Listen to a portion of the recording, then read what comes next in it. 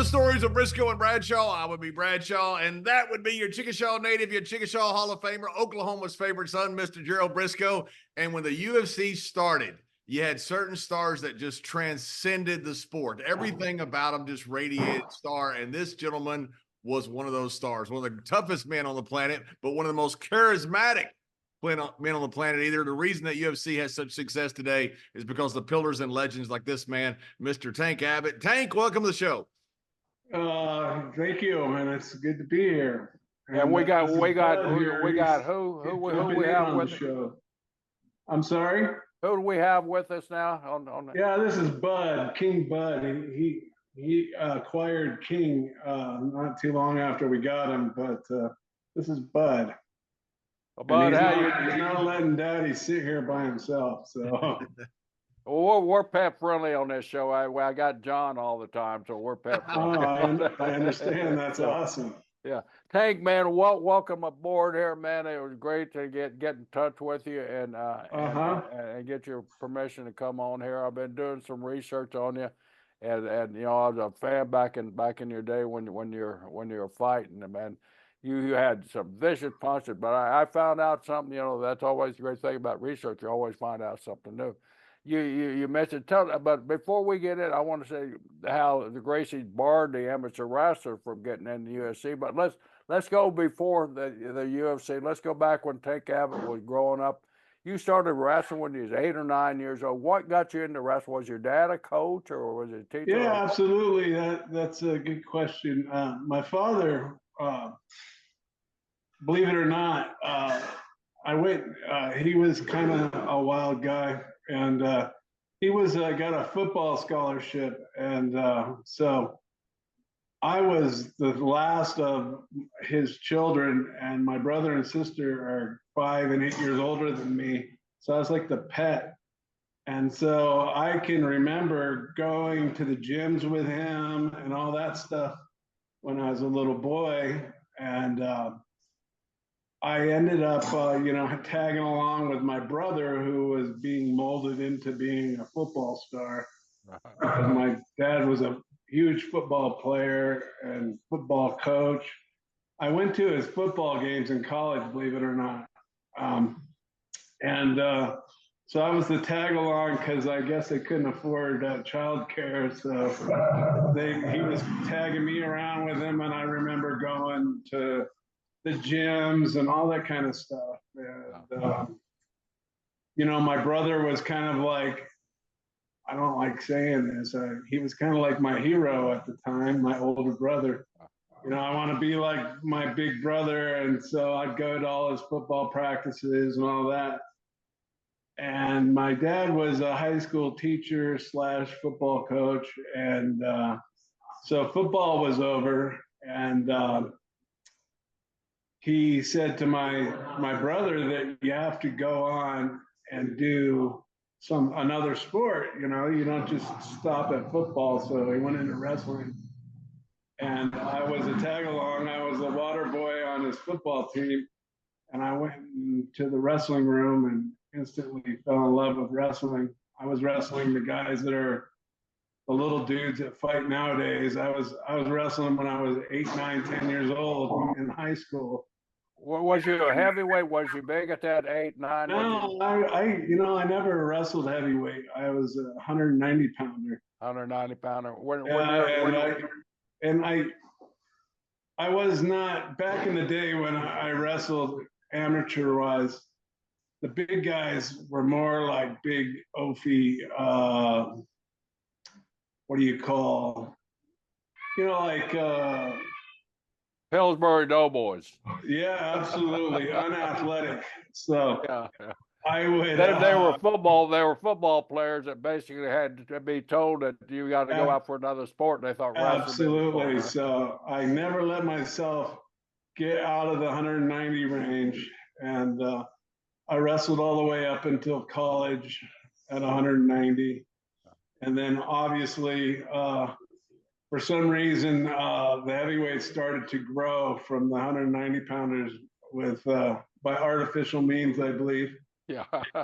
And you got hooked up with the Brock Lesnar's of the world. Yeah, exactly. And so that was before my time. Before it was like two forklifts pushing around each other on the mat. Yeah.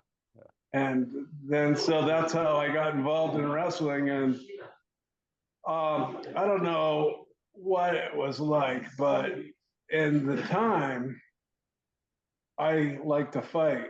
And I don't know if it's because my brother was bigger than me and I was always around his his buddies, his football player buddies and all that, but I wasn't about to take their guff, and I would straighten them out. And I kind of like that. And I'm into fighting. Nothing better than beating up some guy that deserves it, like pushing his weight around. Yeah. And, I didn't look like some big scary guy, but I could take it to you. When you're like 8, 9 years old, you're wrestling and everything. You're tough, and your dad's a football coach. Were you in a lot of fights back then? Did you have a discipline problem back in those days, Tank? Well, you know what? I had a lot of respect for the elders, and I was raised right, but you crossed my path, it was on. I was not gonna get bullied around or pushed around. Yeah. A lot of people like to call me bully nowadays just because I won, but they're the ones that came up, and every beating that I gave to somebody, they wanted it. They wanted to do it to me, so I was just better at it. Yeah. So when you got out of high school, you went on to college. You became an All-American in college wrestling too, didn't you? Yeah, I'm a strong believer in it's all written. And my 19th birthday, we were out partying, and my friend this was after my freshman year in college. He wrapped his tree around a light pole, and that's why all my teeth got knocked out. And my knee got tore up, and so my coming back and wrestling the next year wasn't in the cards. I attempted it, but I didn't reach my potential, and so I ended up leaving wrestling at that point in time, and then a lot of fights were happening, and one thing led to another, and ended up getting into the UFC, which is were you Hank? I talked to guys that knew you in WCW, and they were just blown away when they saw you in a gym curling 100-pound plus dumbbells. Were you always just cock strong, or did that come later in life? No, I've always been that way, and I'm 100% natural. I've never taken steroids ever. Obviously, I don't like people insinuating that I had, and I'm 100% natural. Never, whatever. If you're into it, you're into it. When you're fighting, it's one thing. It's kind of like cheating, but I can tell you, I've been around tens, if not hundreds, of people that have taken steroids, and whatever you want to do, take them. But like if you're using them to better yourself fighting and whatever, it's kind of not really. I consider it cheating because it's not really you. But in a professional wrestling sense, have at it, man. Get big, get huge, look good. That's what the whole business of professional wrestling is all about. But as far as fighting and that kind of thing, it's cheating. It's not, if you get off the gas and you're there, though it's not the same thing, you're going to get your ass kicked. You're not who you really are. Did you ever think about with the strength you had, just this God-given strength, like a Mark Henry was with us, when the world champions, man. Did you ever think about strongman competitions or powerlifting? Did you ever do powerlifting? No, I didn't. And people used to tell me the most I ever did wasn't without his shirt, without wraps and all that kind of stuff, was 625. Wow. And I didn't pause it. When I was lifting for strength, explosion and punching power. And besides, it's harder to pause. But you can whatever you get to in that weight, you can clean it up after time. It'd take you maybe 2 or 3 months to clean it up and pause it and do it. But I like to push myself and bounce through it, push through it, change direction. And for punching and hitting people, I've never seen anybody pause and push and knock somebody out. So I look for hand speed and all that. I would do that. And I did a 625 when the natural record was 634. Wow. And I was just on the periphery of going that way. Something about doing it didn't excite me. All my friends were like, dude, you are the strongest man in the world. Why don't you do that? And I'm like, like going, it just wasn't something in the cards for me. It didn't excite me. So when you were a kid and you're getting into scuffles, as most kids do, did you have the heavy hands then? I mean, did it stick out that you had a punch that the other kids didn't? Not really. I was more into scrapping. I get asked this all the time about kid fighting and all that kind of stuff. And I had to been second or third grade, which is to me is not really fighting, but I can remember this older kid. He had his feet on my shoulders and he was like pulling my hair and he was squatting, basically pulling my hair. And I reached up and I just grabbed his face and just mangled his face and ripped his hands all up his face up with my hands. And I saw him for a couple of days in school, and I'm talking like second, third grade, and he was all messed up, and he didn't want anything to do with me. No kidding. You think? Well, what was your dad saying back then? I mean, surely he was a respected football coach. Did he say, "You can't do this stuff"? And then he said, he was not. He was around in my life, but he never really commented. I remember we moved to Huntington Beach like in 1974 or so. And so the neighborhood had to learn who was who when I moved in. I guess. By the way, my sister lives in Huntington Beach and her kids grew up. I hope they never crossed you. Oh, yeah. No, so, and they might have if they were that kind of way, because there was no doubt who I was in that town. Yeah. But back in the day, there was a older guy, obviously always older, and we were fighting in my neighbor's front yard, and he showed up from football practice with another coach, and his son's fighting across the street in the new house that they moved into, and he comes walking over there in the football coach gear with the stretchy pants and the whole 9 yards, and doing his football roll, like, get your ass up, and grabbed me by the wrist and dragged me across the street. And we got in the garage. He goes, you kick his ass, as soon as he was like playing the role. But once he got behind closed doors, how did it go? Did he kick his ass? But, he was definitely. And it was all go, go, go football, man. I'm indoctrinated in the football culture. That's for sure. How were you as a football player? Did you? I was good, better than good, but I didn't have the speed. I was fast enough I was a middle linebacker, but those guys, those NFL guys and all that, they're huge and they run like gazelles. Right. And I was more of like, I was into hitting hard and that kind of thing, not really the athleticism of the sport or running around. But I was good. All football, that kind of stuff. And those old Those old football coaches' pants were the worst in the world, weren't they? That Oh was yeah, the yeah, worst fashion statement ever. When the coach would wear those tight little shorts, yeah. it was god awful.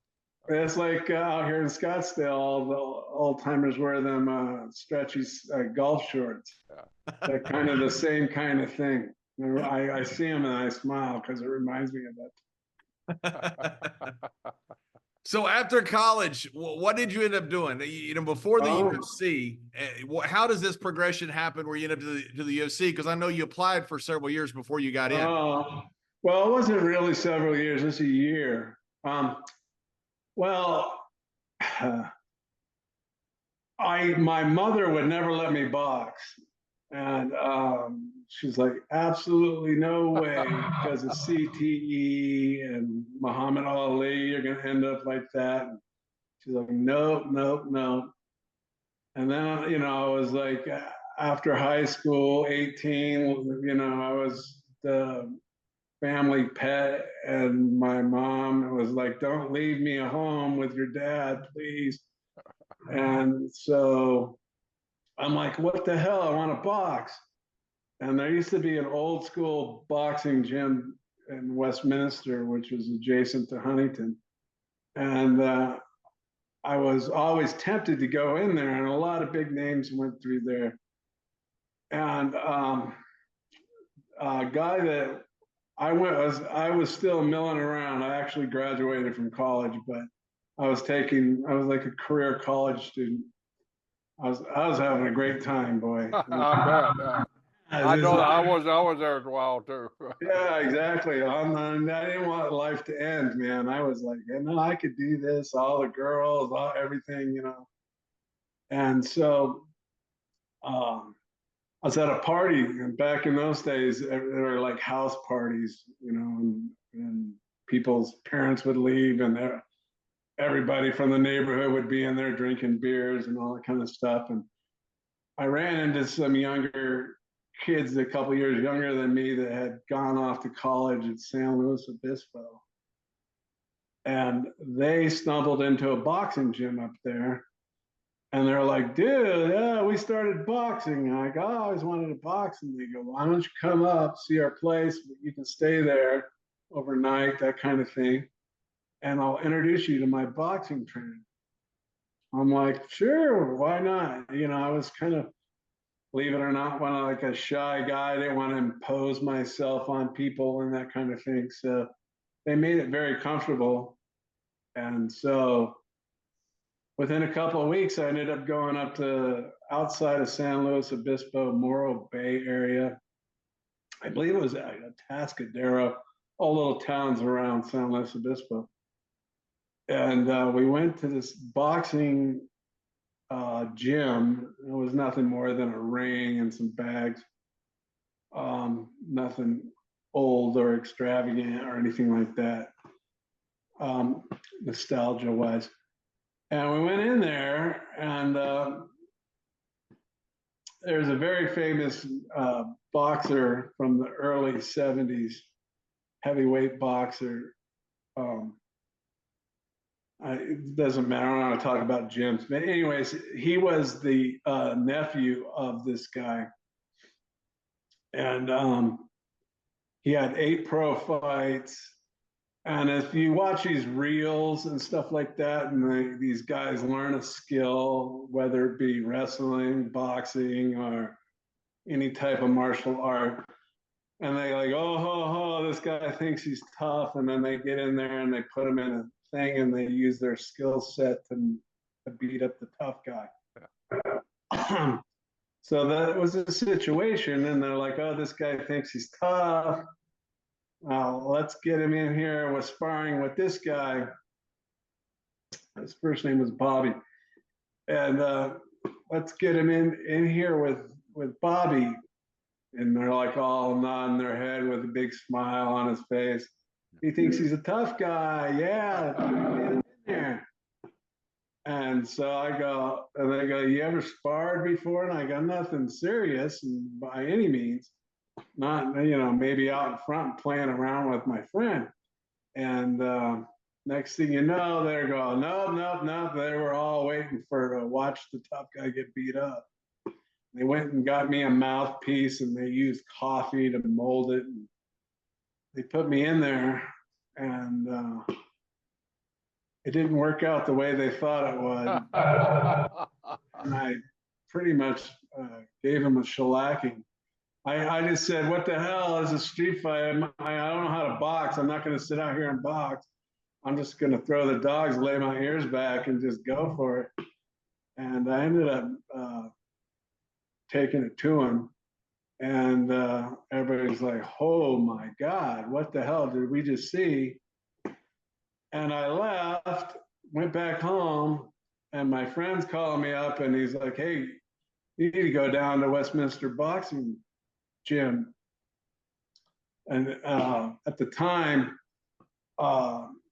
Tyrell Biggs was in there, and I walked in, and his trainer was Matt Kirihara, old Japanese guy, looked like the guy from what's the movie called?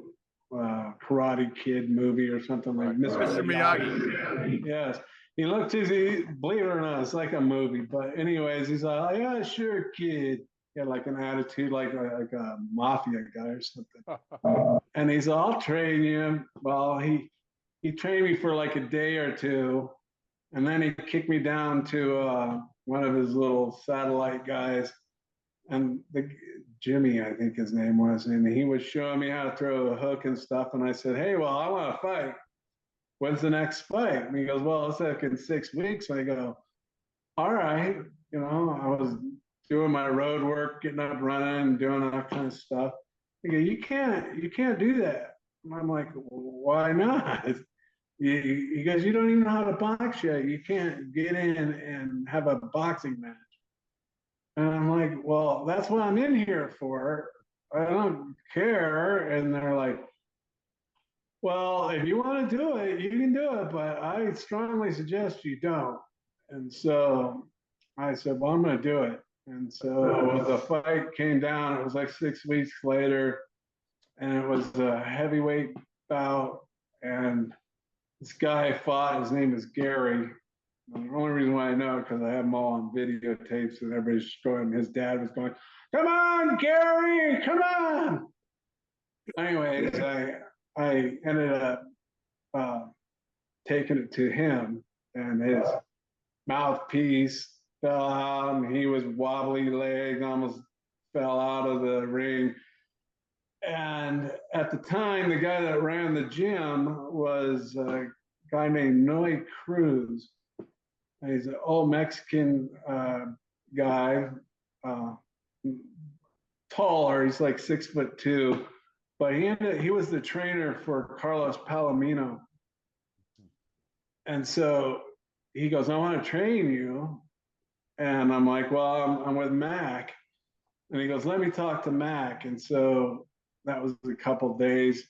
And then he talked to Mac, and Mac said, I don't have time. I'm with Tyrell. He goes, we'll split whatever you get with this guy. That's how it went down in the boxing business back in the day. And me being white and a heavyweight, the dollar wheels were spinning in their eyeballs.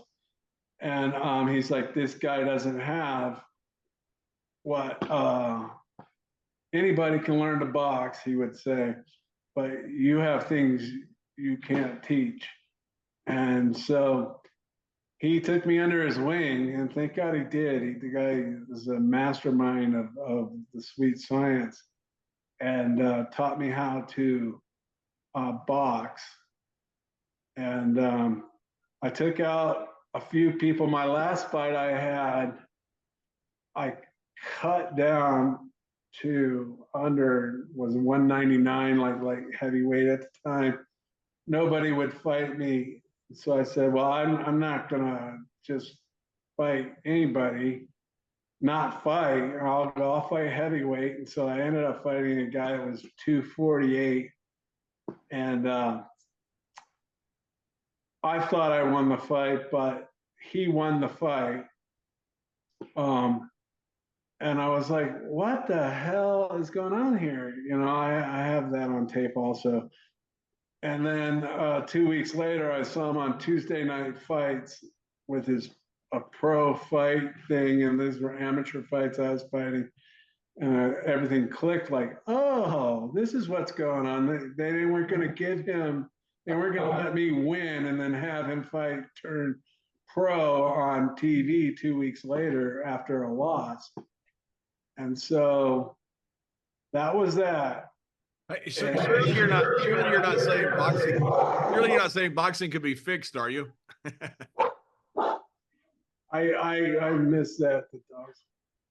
Sorry, I said surely you're not saying that boxing could be fixed with the judges, could you? Oh, yeah, that's exactly. And it became crystal clear at that time. At that time, yeah.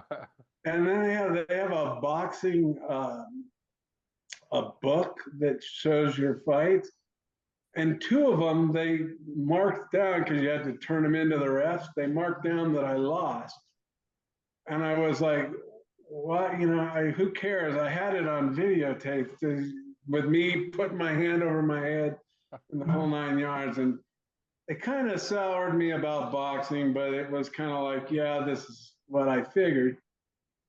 So that is going on, and then I worked at a liquor store when I was going to college. That also helped my free booze was also part of my college lifestyle.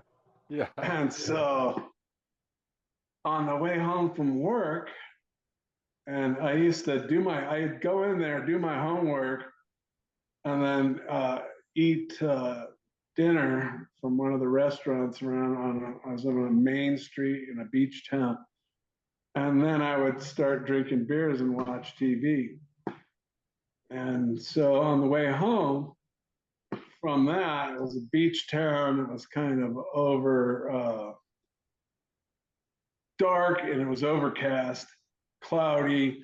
And this guy was slapping around his girlfriend on the corner. And I decided, against my better judgment, or should say wisdom, to stop and, hey, like, chill out, man, leave her alone, which obviously I wouldn't do nowadays, because I learned that all that did was turn the guy on me, and I ended up hammering him pretty good.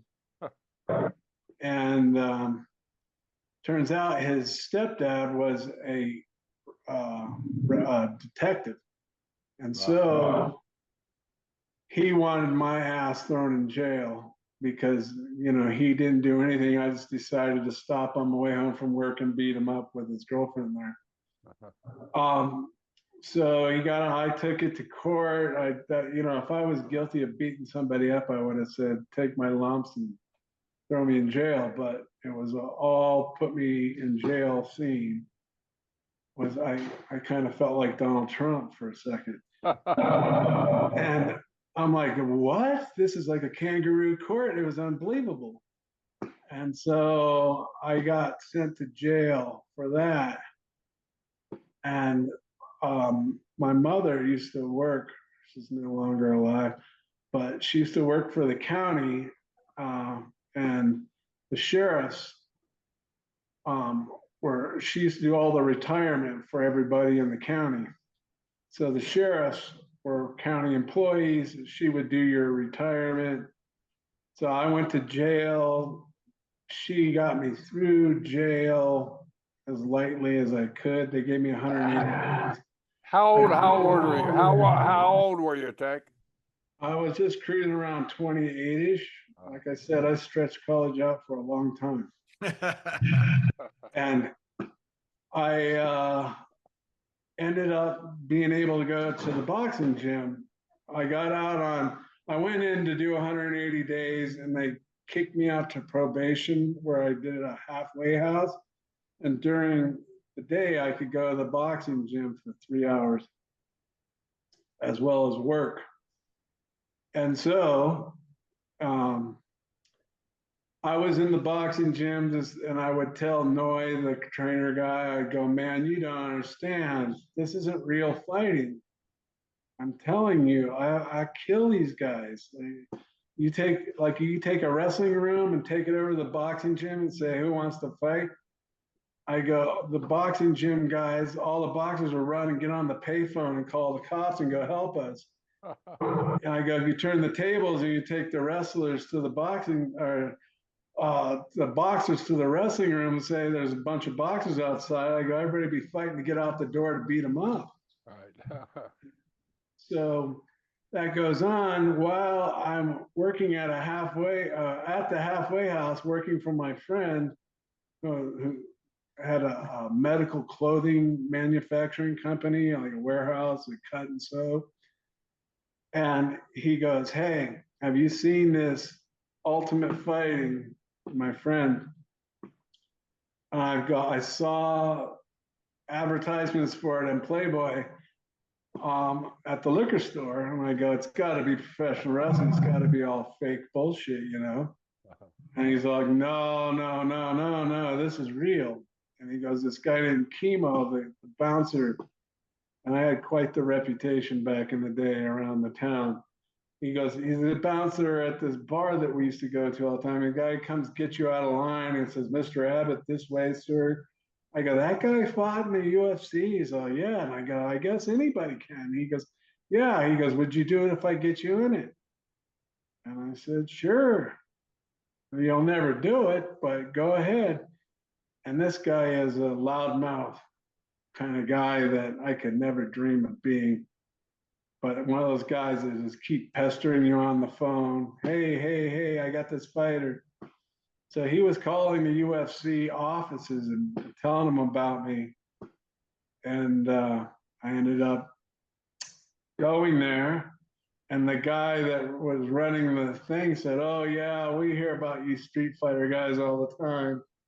He goes, oh, no, I'm telling you, this guy really is.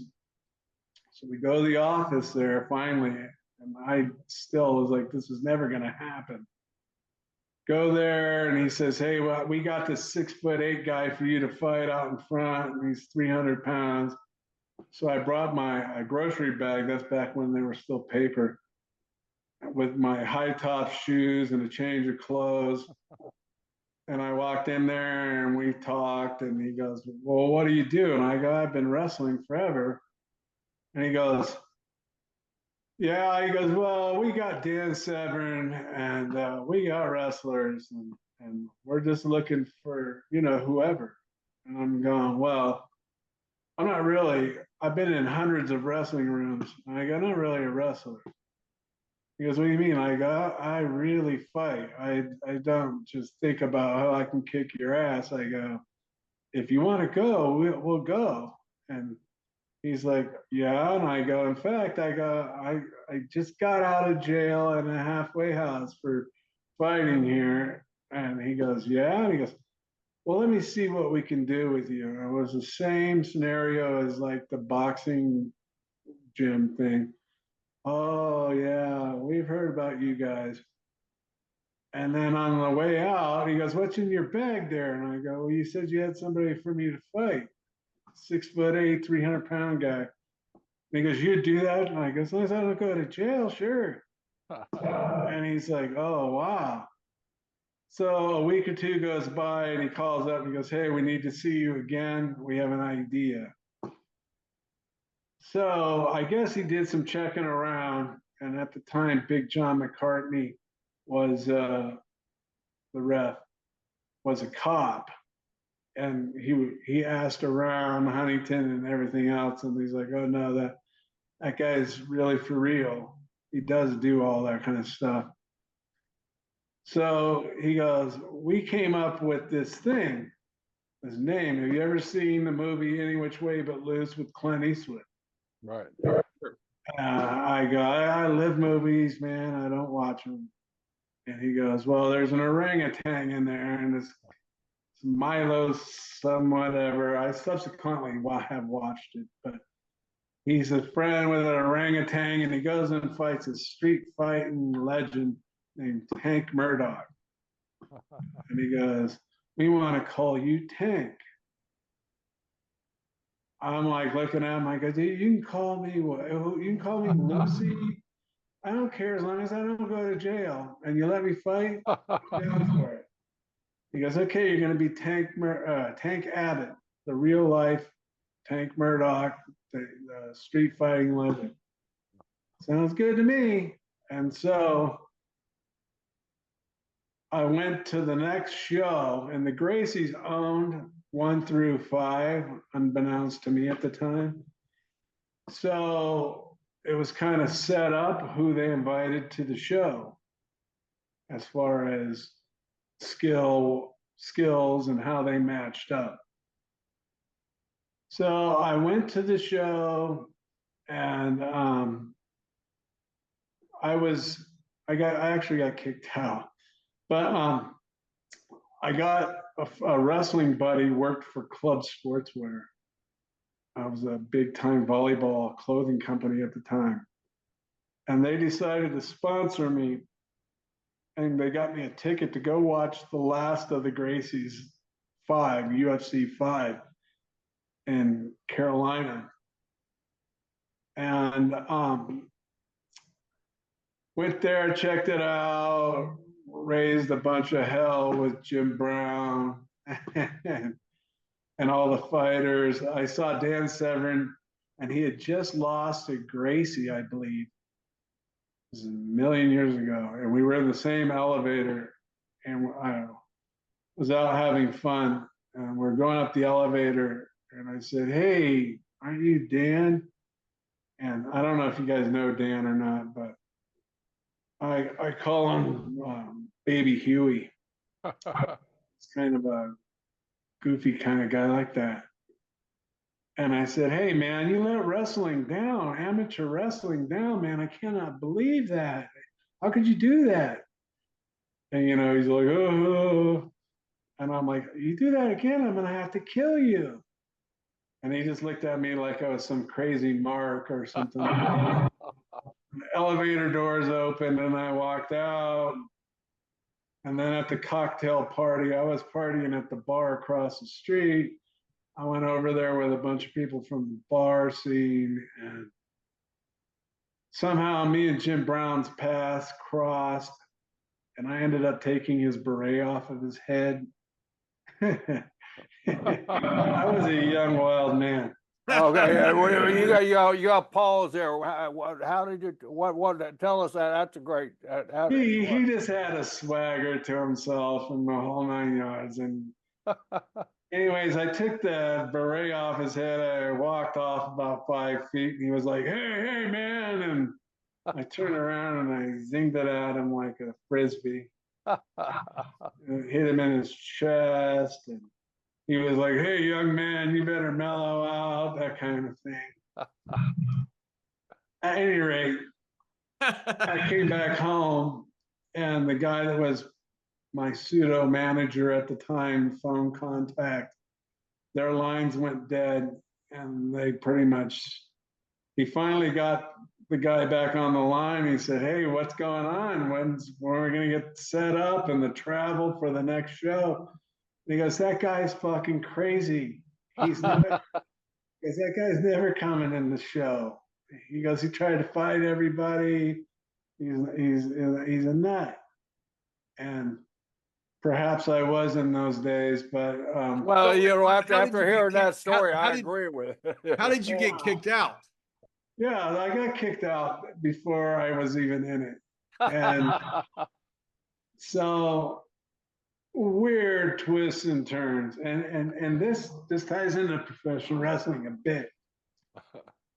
I was quite depressed because, that was my key out of where I was in life. And I don't know if it's narcissistic thoughts or textbook anyways, but I was not meant to work a 9 to 5.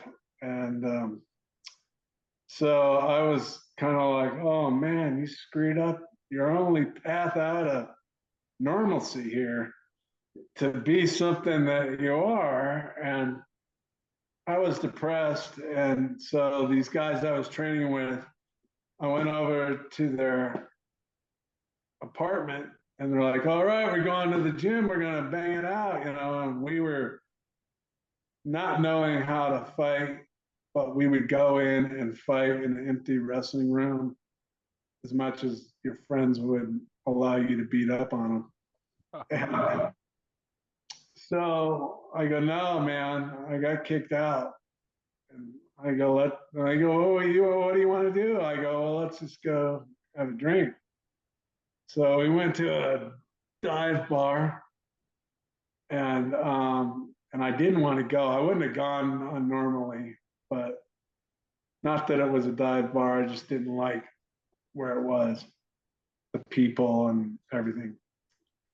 Anyway, so we go in there. It was like a bikini bar, and sooner or later, my friend says, anybody messes with you, I'll take care of them.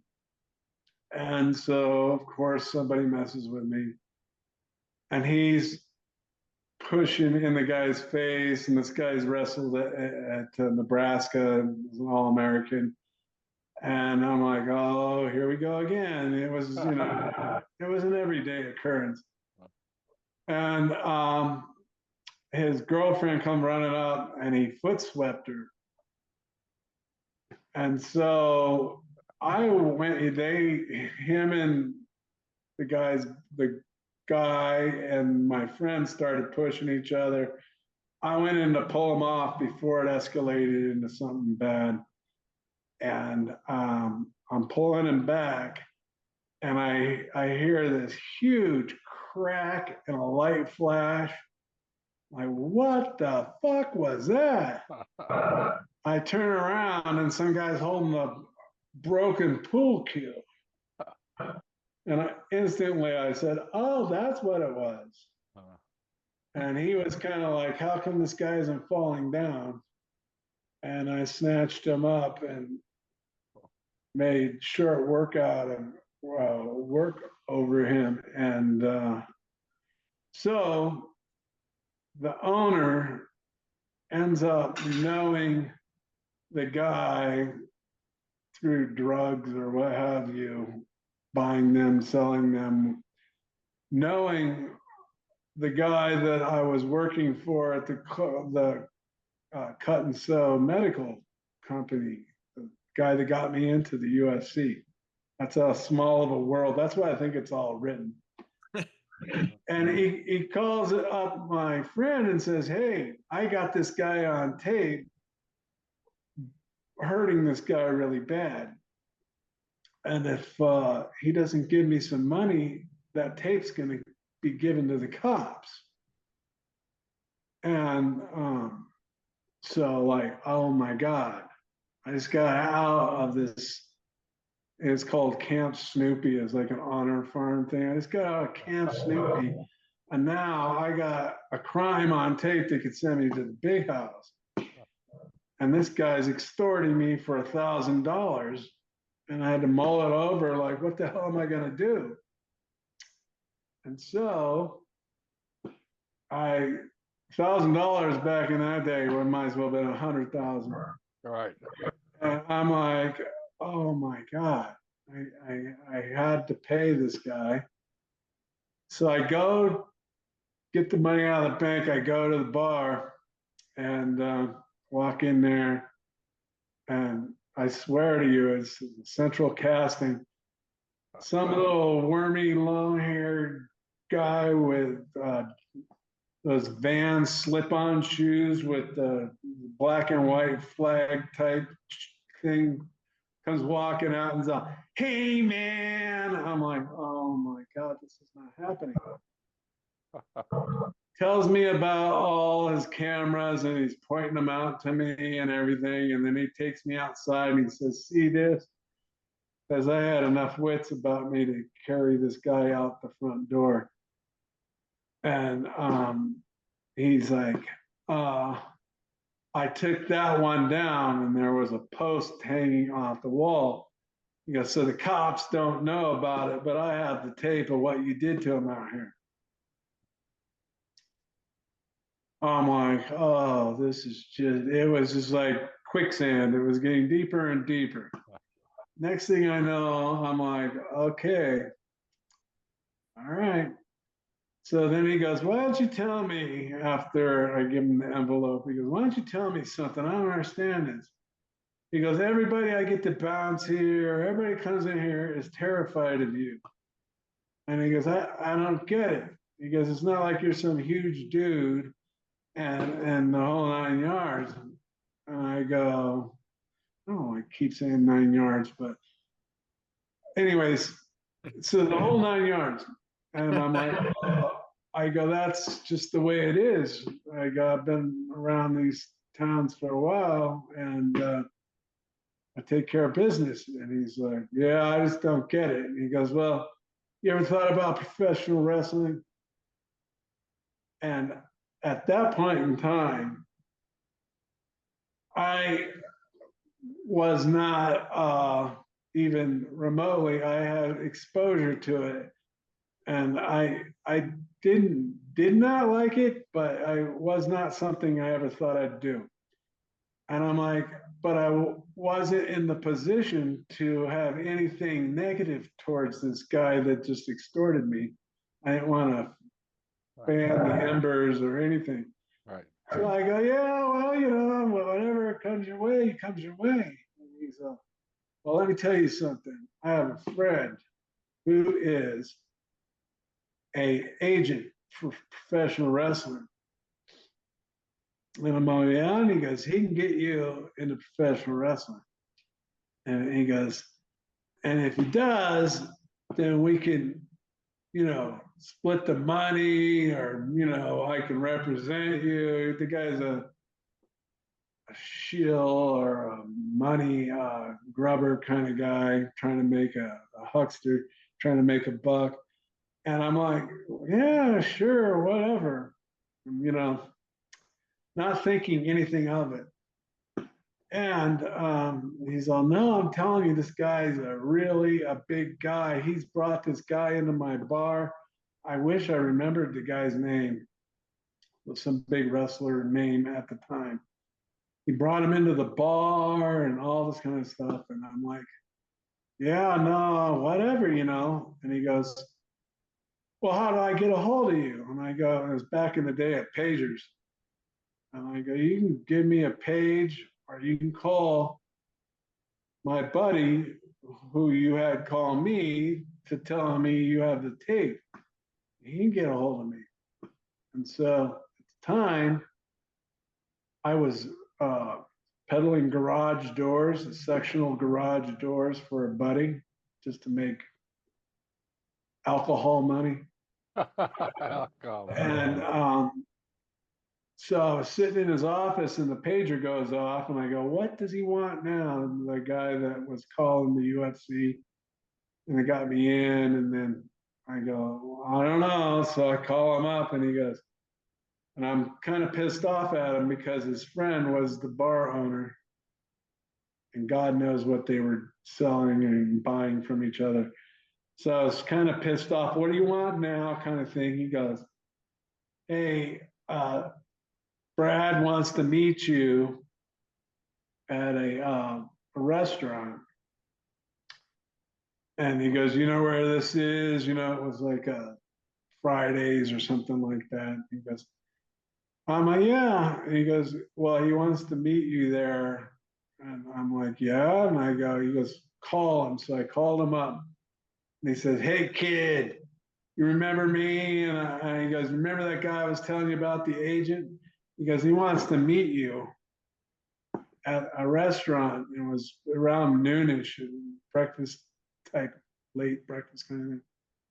And I'm all, yeah. And he goes, can you meet me here? And I go, yeah, I can be there in 20 minutes. He goes, okay, I'll meet you there.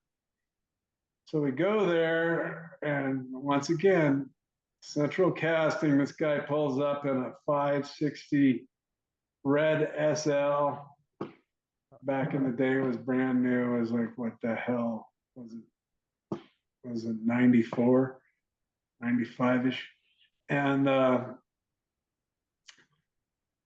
we go in there, and we go to meet, and he's talking to me, and, you know, he's telling me the gig, and I'm not polished about anything, just telling him who I was and what I could do. and et cetera, et cetera. And he goes, well, if I get you in this, you got to go back east and learn how to wrestle and go around and do all that kind of stuff. And I'm sitting there thinking, there's no fucking way am I going to go back to the East Coast and be there and do all that kind of stuff and live in an apartment. But I was not in the position to go, fuck, no, I ain't doing that. Are you fucking crazy? I'm like, oh, okay. And so we had this conversation over lunch / breakfast lunch. And then he goes, so you want to be a wrestler there, huh, kid? And he had like slick black back, brown hair, and like almost greased back. He was a short, fat little dude, wire glasses. He looked like Bruce Pritchard when he was the what was the Brother Love. Brother Love. Yeah. He resembled that, yes. Yeah. And trust me, I later came across Brother Love and all that. But I'm like, I'm going, yeah, sure. And then so we're at the close, and I go, well, and I find it hard to be a slickster and a liar and not speak the truth. And I go, well, to be honest with you, and if it wasn't meant to be, I would have shot myself in the fucking foot. But I go, I'm not too keen on really wanting to be a professional wrestler. And he's like, yeah. And I go, well, my dream, my whole existence is fighting. And I go, that's all I do, man. I go to boxing gyms, I go to wrestling rooms, and I go out every night, and there's always a fool that thinks he can kick my ass, and I like to fuck them up. And he's like, yeah? And I go, yeah. And I go, I wanted to get in this UFC. You know, that thing they have on TV, the real stuff? I go, I didn't think it was real till that guy's tooth went flying out of his mouth, and I said, oh, fuck, I need to do this. And he goes, ha, kid. He goes, you want to do that? I'm telling you, it's movie stuff. And I'm like, yeah, I want to do it. And he's all, I can get you in that fucking mom and pop show. I'm paraphrasing it. And he goes, I can get you in that, no problem. And he goes, you want to go have a drink? And I'm not a stranger. Obviously, I have a liver and a kidney transplant for a reason. I go, sure, I can go have a cocktail. And he goes, okay.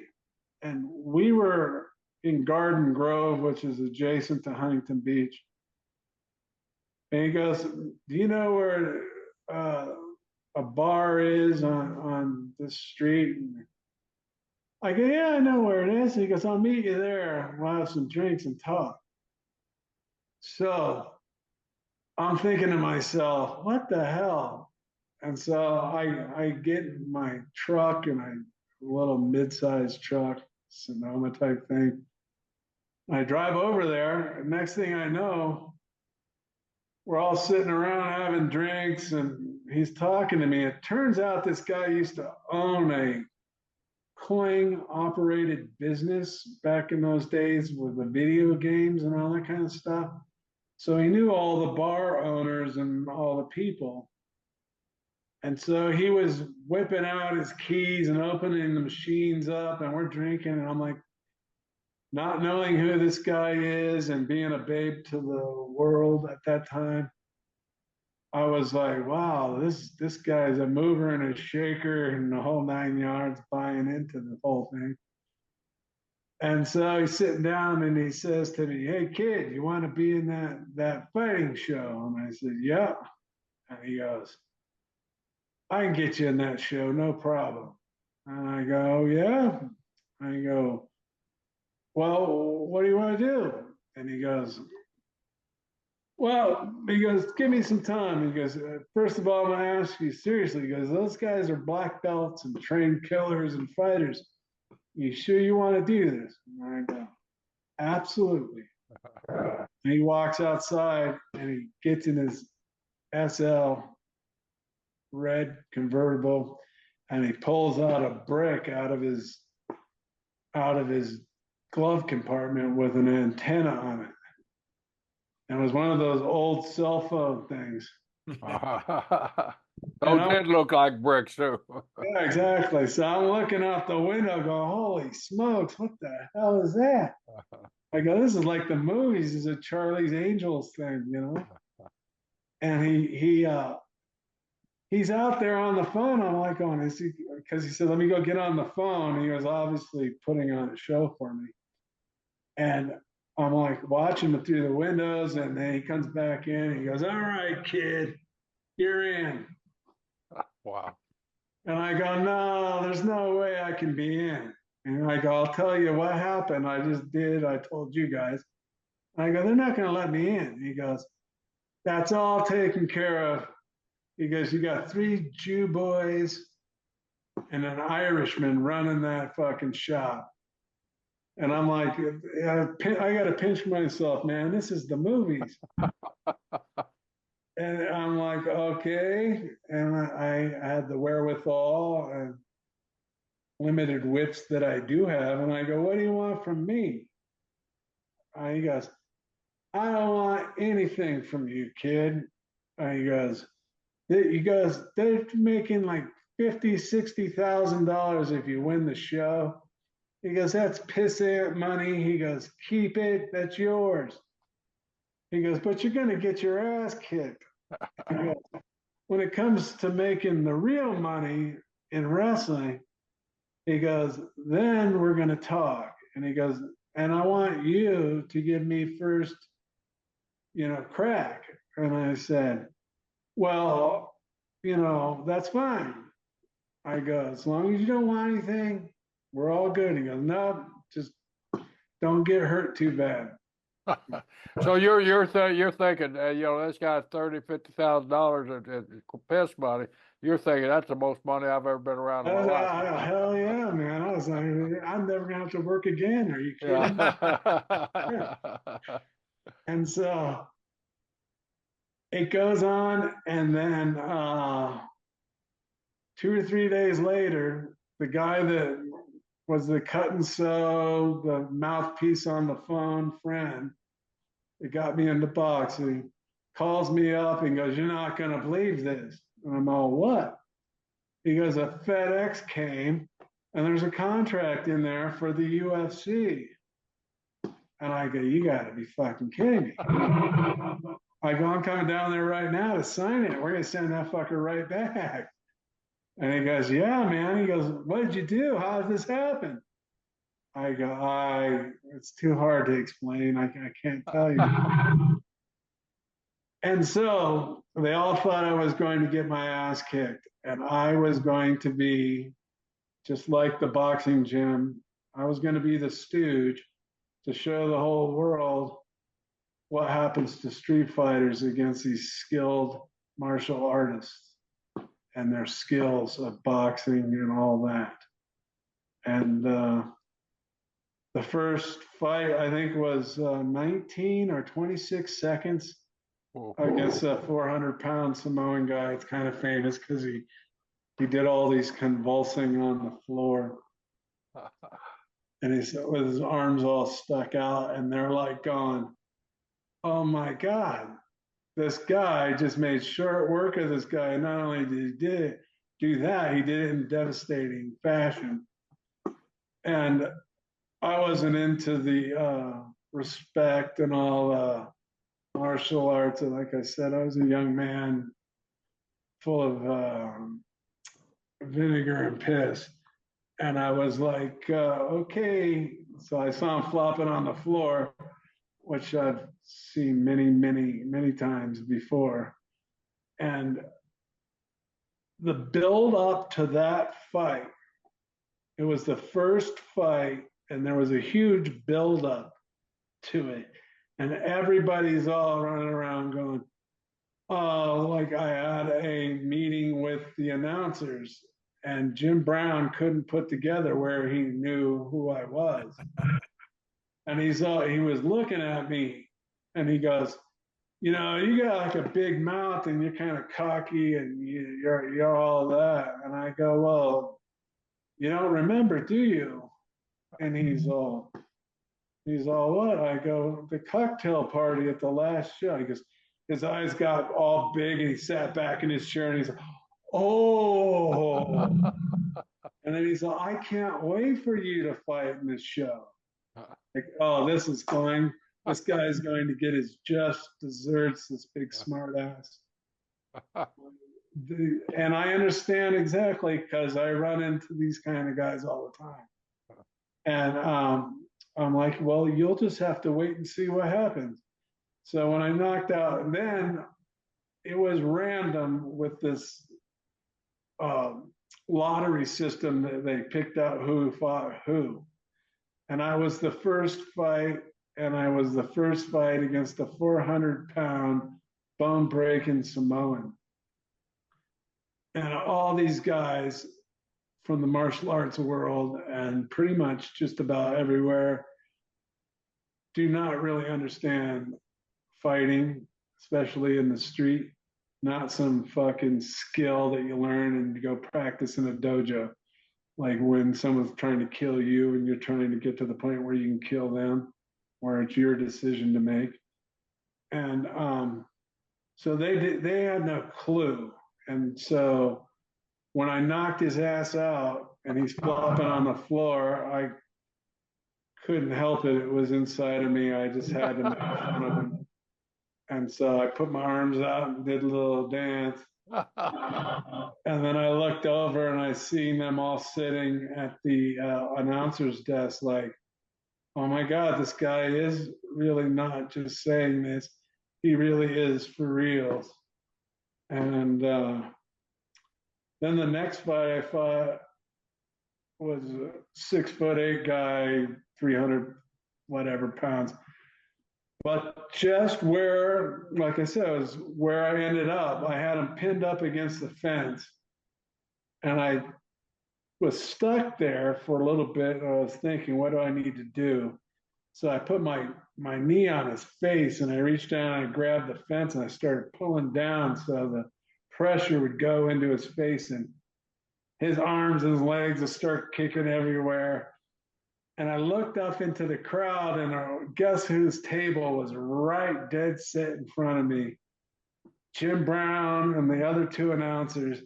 And they had the biggest look of shock on their face. Like, oh my God, what is this guy doing to this poor guy? And I couldn't help but laugh. And then I fought the Sambo Russian champ guy.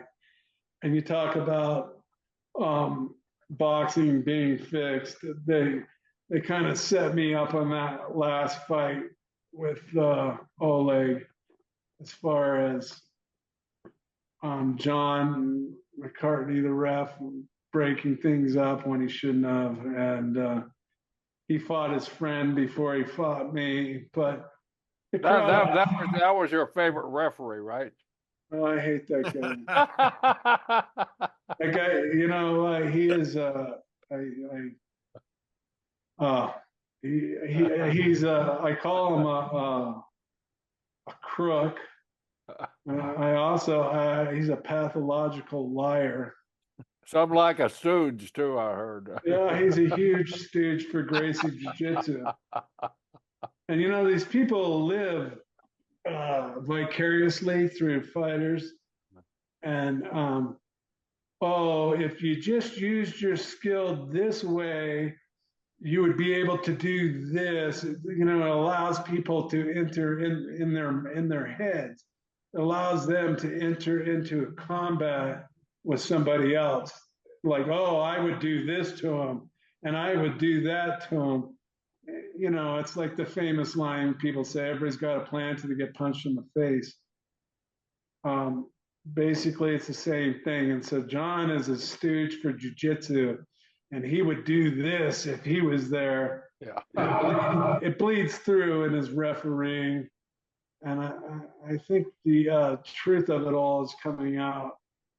You know, sooner or later, the truth of what really is comes out. Just sometimes it takes time, Yeah. and depending on the con man that you are, the longer you can put it off for.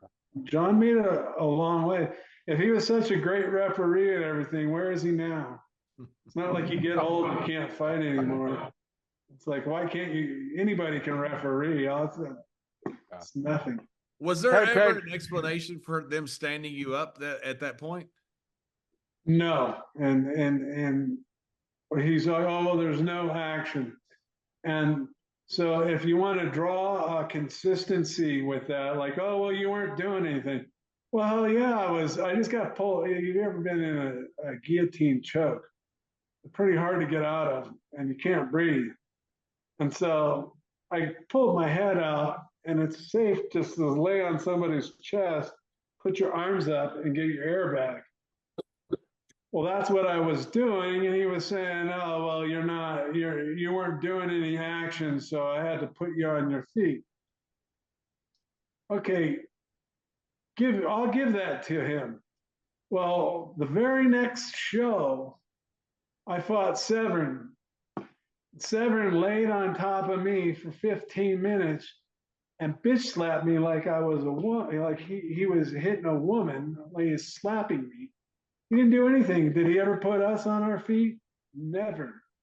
So where's the consistency? If the rules you're talking about putting me are on my feet because I wasn't doing anything, and then the next show, Severn does the same thing to me. How come you're inconsistent? If you did it to Dan and me, then I wouldn't have an argument. But he likes to have an effect on fights, and it's rather obvious. But he is what he is. It doesn't matter. He has to go through life, and his claim to fame is being a referee.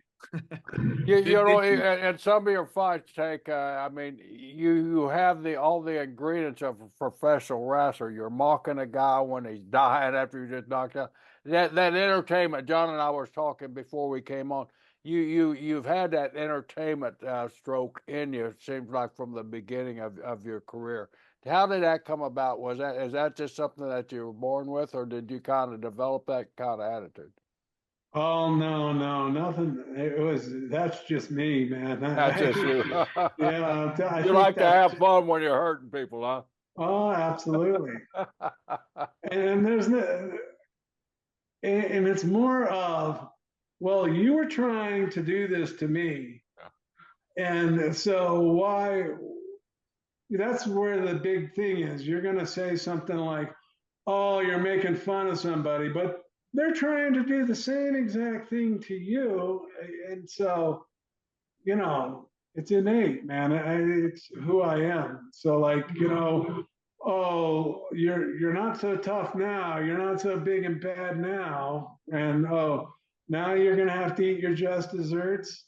Like I said, my brother is 5 years older than me. I know how to behave. I know, right? Yeah, yes, sir. Yeah, I know the feeling.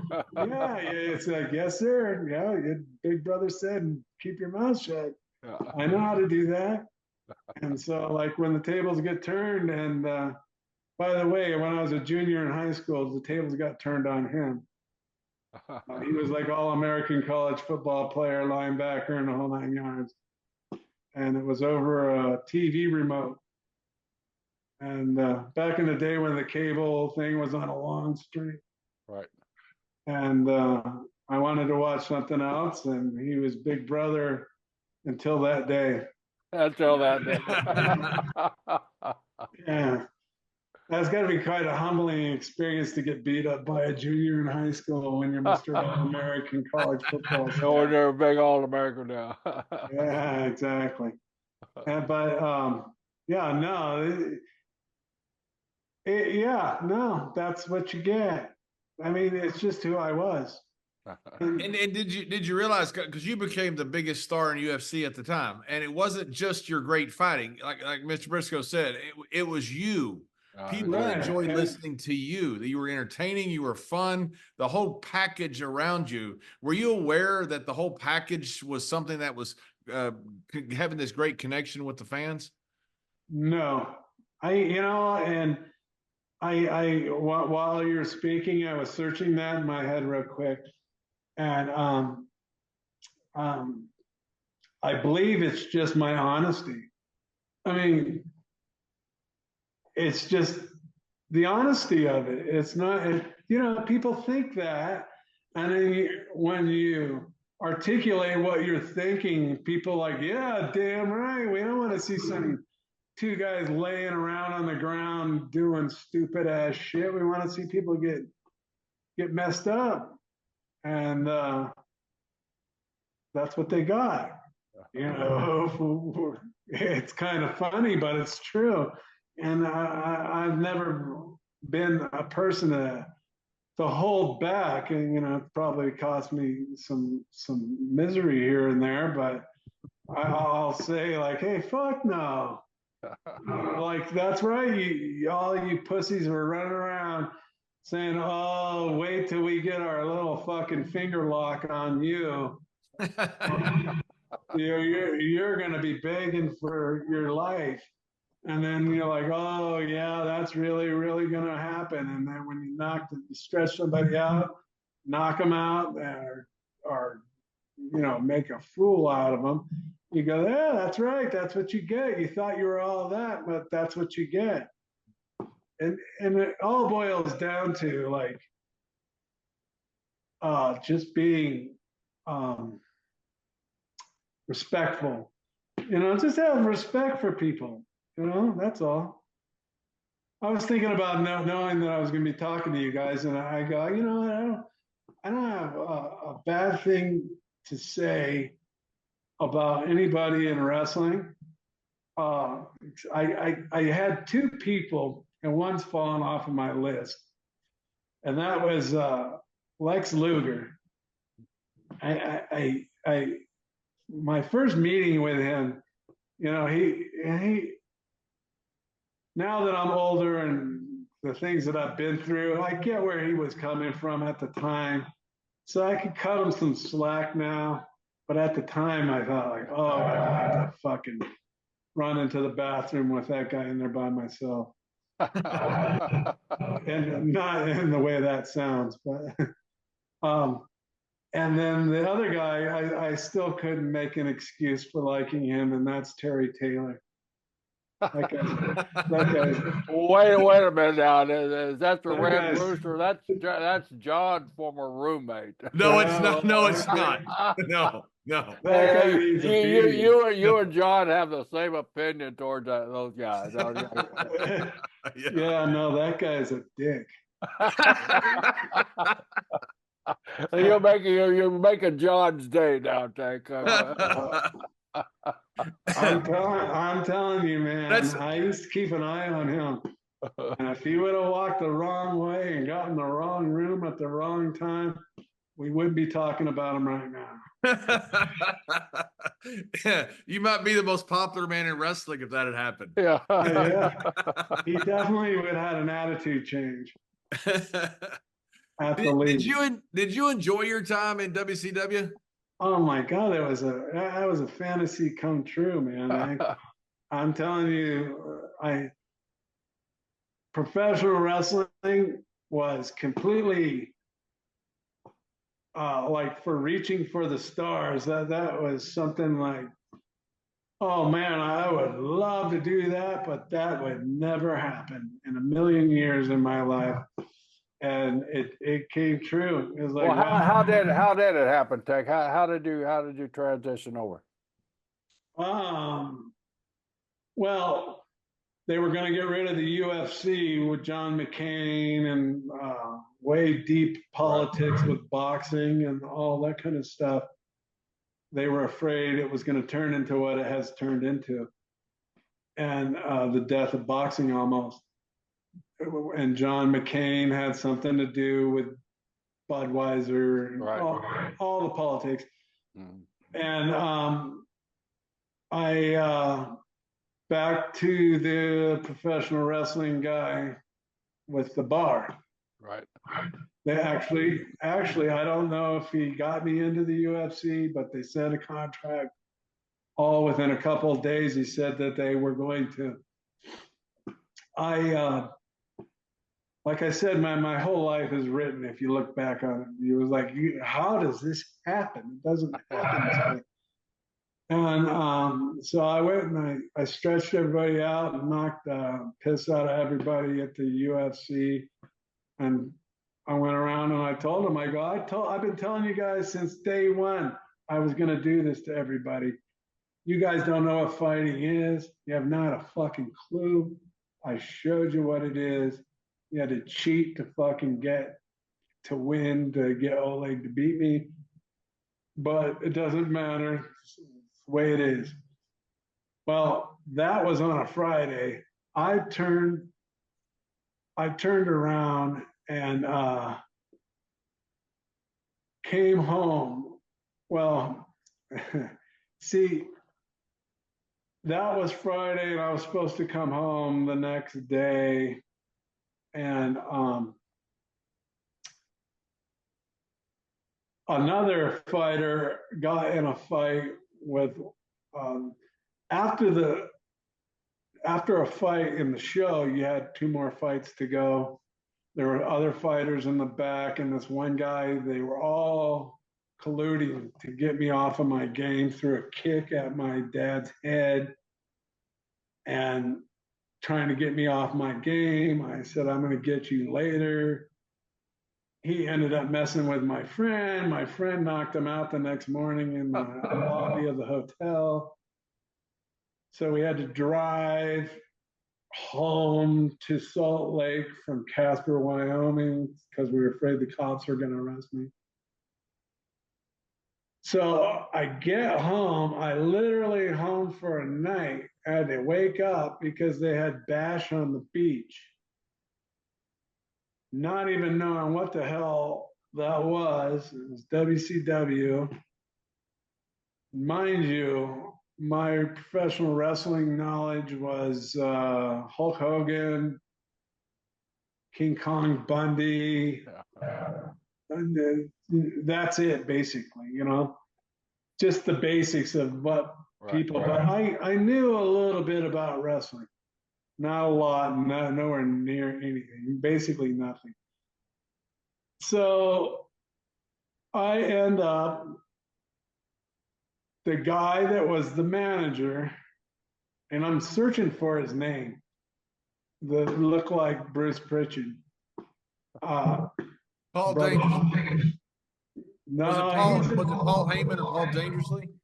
No, this guy was never on TV. Oh, I got you. He was like behind the scenes agent, like a Barry Bloom kind of / Henry Holmes. I don't know if you know those guys. Yeah.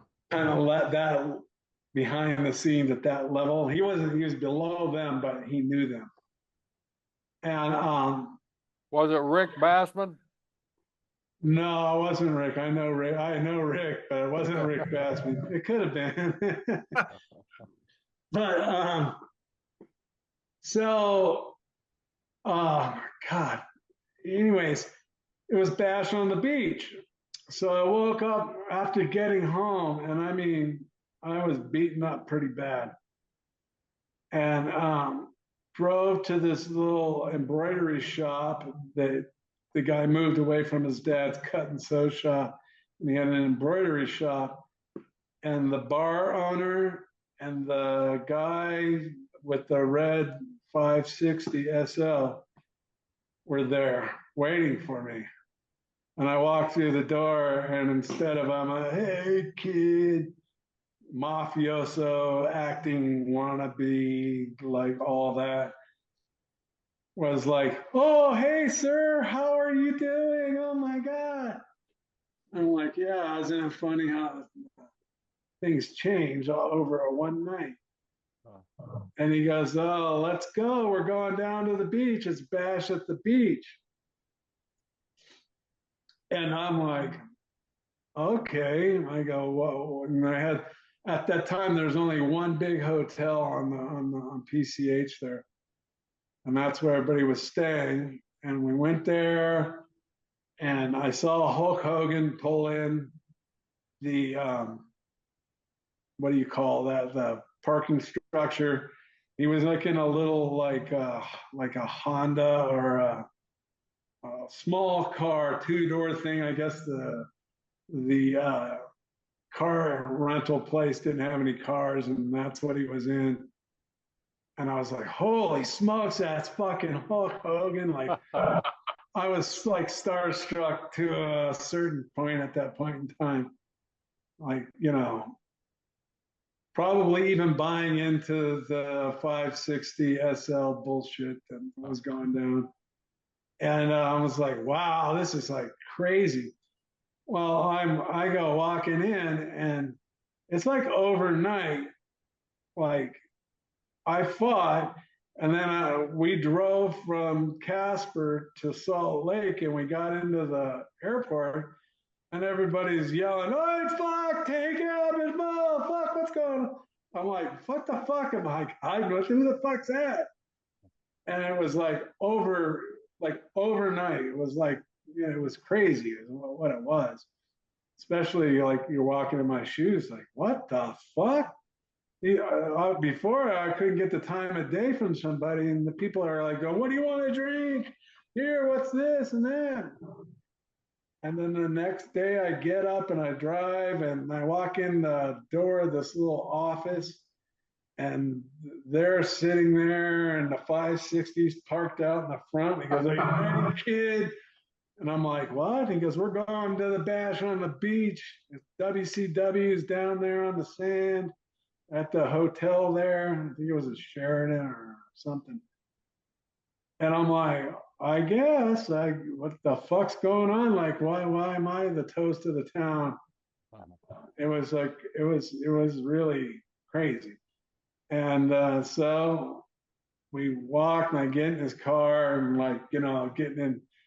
I lived in an area where my friends' parents had nice cars and stuff like that. But my dad was a school teacher, so like getting in a fucking Mercedes was like getting in a gold dipped fucking Rolls Royce, And I'm like, holy shit, man! The little buttons on the door that looks like a seat. I'm like, oh wow, this is crazy. We drove down to the beach, and we pull into the parking garage, and Hogan goes running by. I guess he was late to the airport or what have you. I'm like, wow, everywhere I turned, there was like a star of some sort to me at the time, anyways. And there's Terry Taylor. Yeah, No, Terry Taylor. no, Terry Taylor didn't bump into me until we were at the power plant. Boy, I remember going, "Who is that fucker? I'm gonna fuck that guy up." In my head, in my head. Anyways, it took me a while to find out who he was. That's a common thought, I think. Yeah. Oh, he's still with me after all I've been through. I'll tell you what, if I saw him somewhere, he wouldn't be happy. Yeah, so you're at the bash there, and you're walking in. Yeah, I'm at the bash at the beach, and we go, and I ate breakfast, and then they're talking to the people about me walking out there and all the shit. I'm like, who the fuck knows who I am? Well, they want me to walk out there and do what? And he's all, "Yeah, kid, they're going to introduce you as the hometown kid here. And you're on the show last night or the night before. It's Friday." And I'm going, "Yeah." And I go, "No one's going to know who the fuck I am." And he's all, just stand up and wave when they say your name. And I'm like, what the fuck? So I go out there, and I'm watching, and it was kind of hot, and my face was all beat up.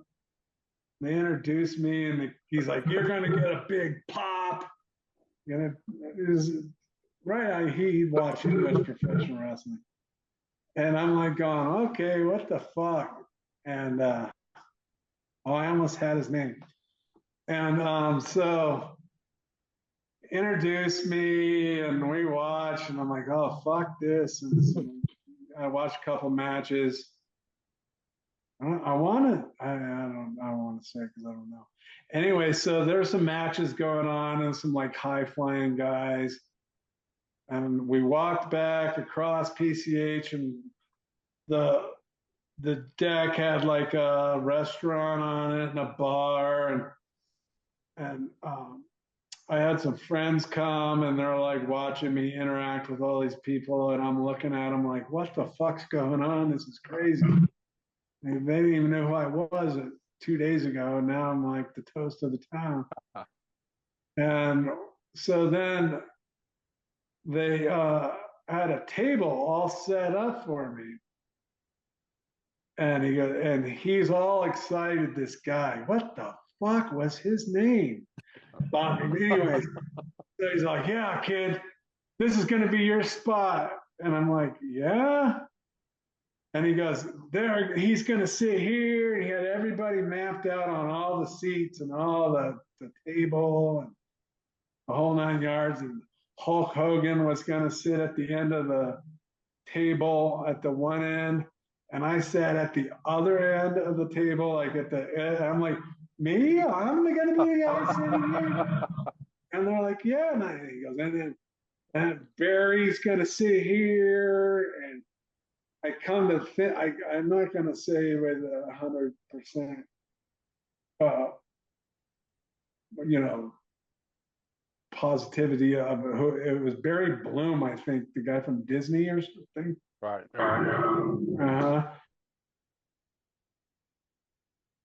And these guys, and they all had their spots.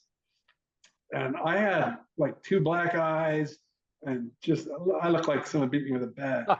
And I'm sitting there and they're like, hey, kid, hey, you know, and I wasn't a real talkative guy at the time, especially when I'm totally unsure of myself and I'm sitting with who I see these people on TV and they're sitting with me and I'm at the head of the fucking table.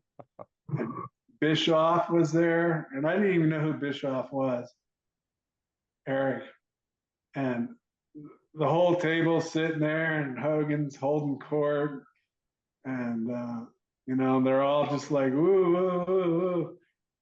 And then I think it was Barry and he's all, have you seen it? Have you seen that the fight? And he goes, no, I heard all about it though.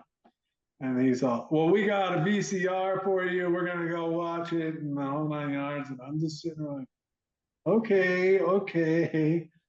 And like I remember for some reason Brian Knobs came up to me at the bar and got me in a headlock and kissed my forehead. He goes, I love you, brother. And I'm like going, who the fuck is this? and so then we're sitting there and I started drinking double Stoli rocks. And I used to get a cranberry back, which is nothing more than a glass of cranberry. And I would stick a straw into it and put my finger on it and drop droplets in to where it changed color into like a pink color.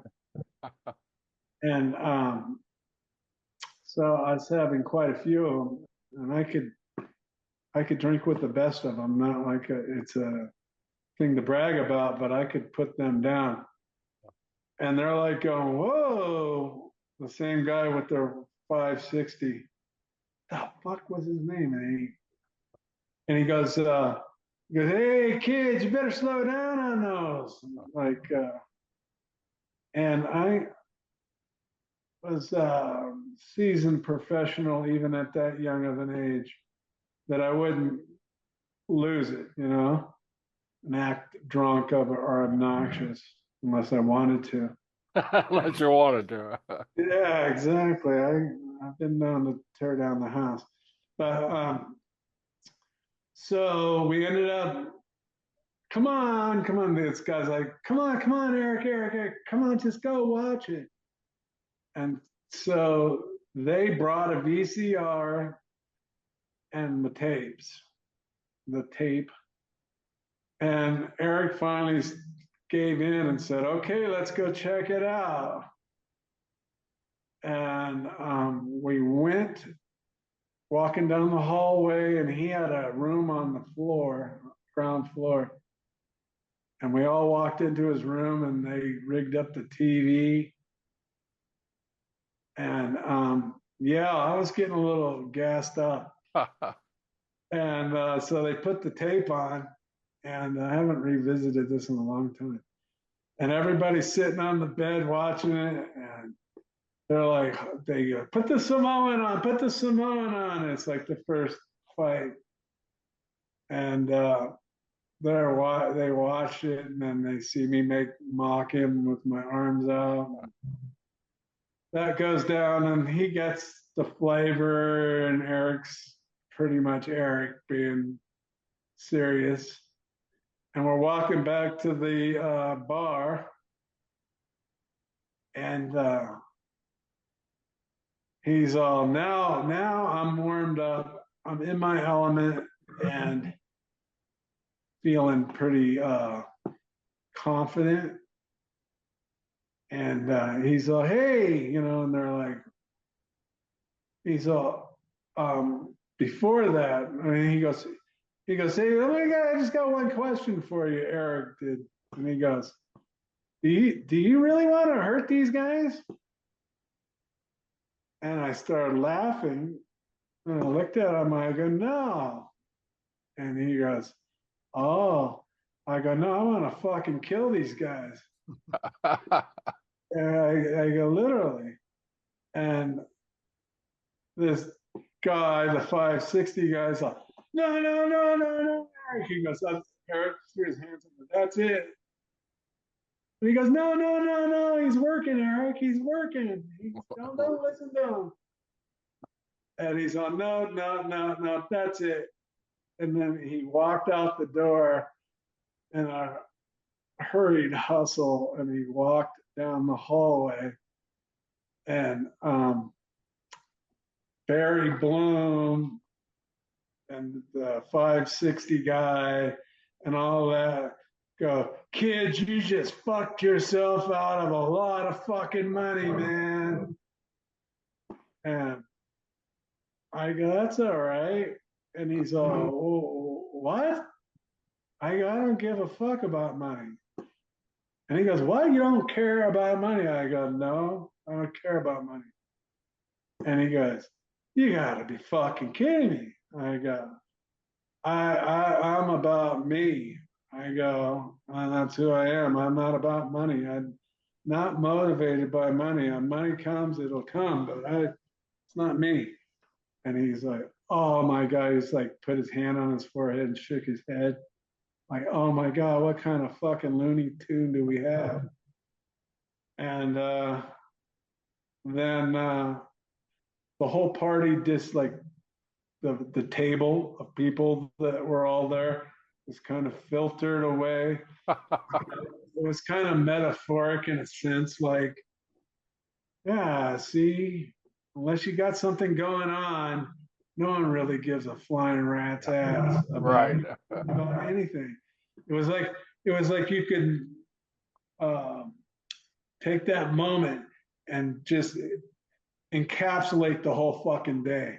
And it was like, it's only skin deep. It's not real.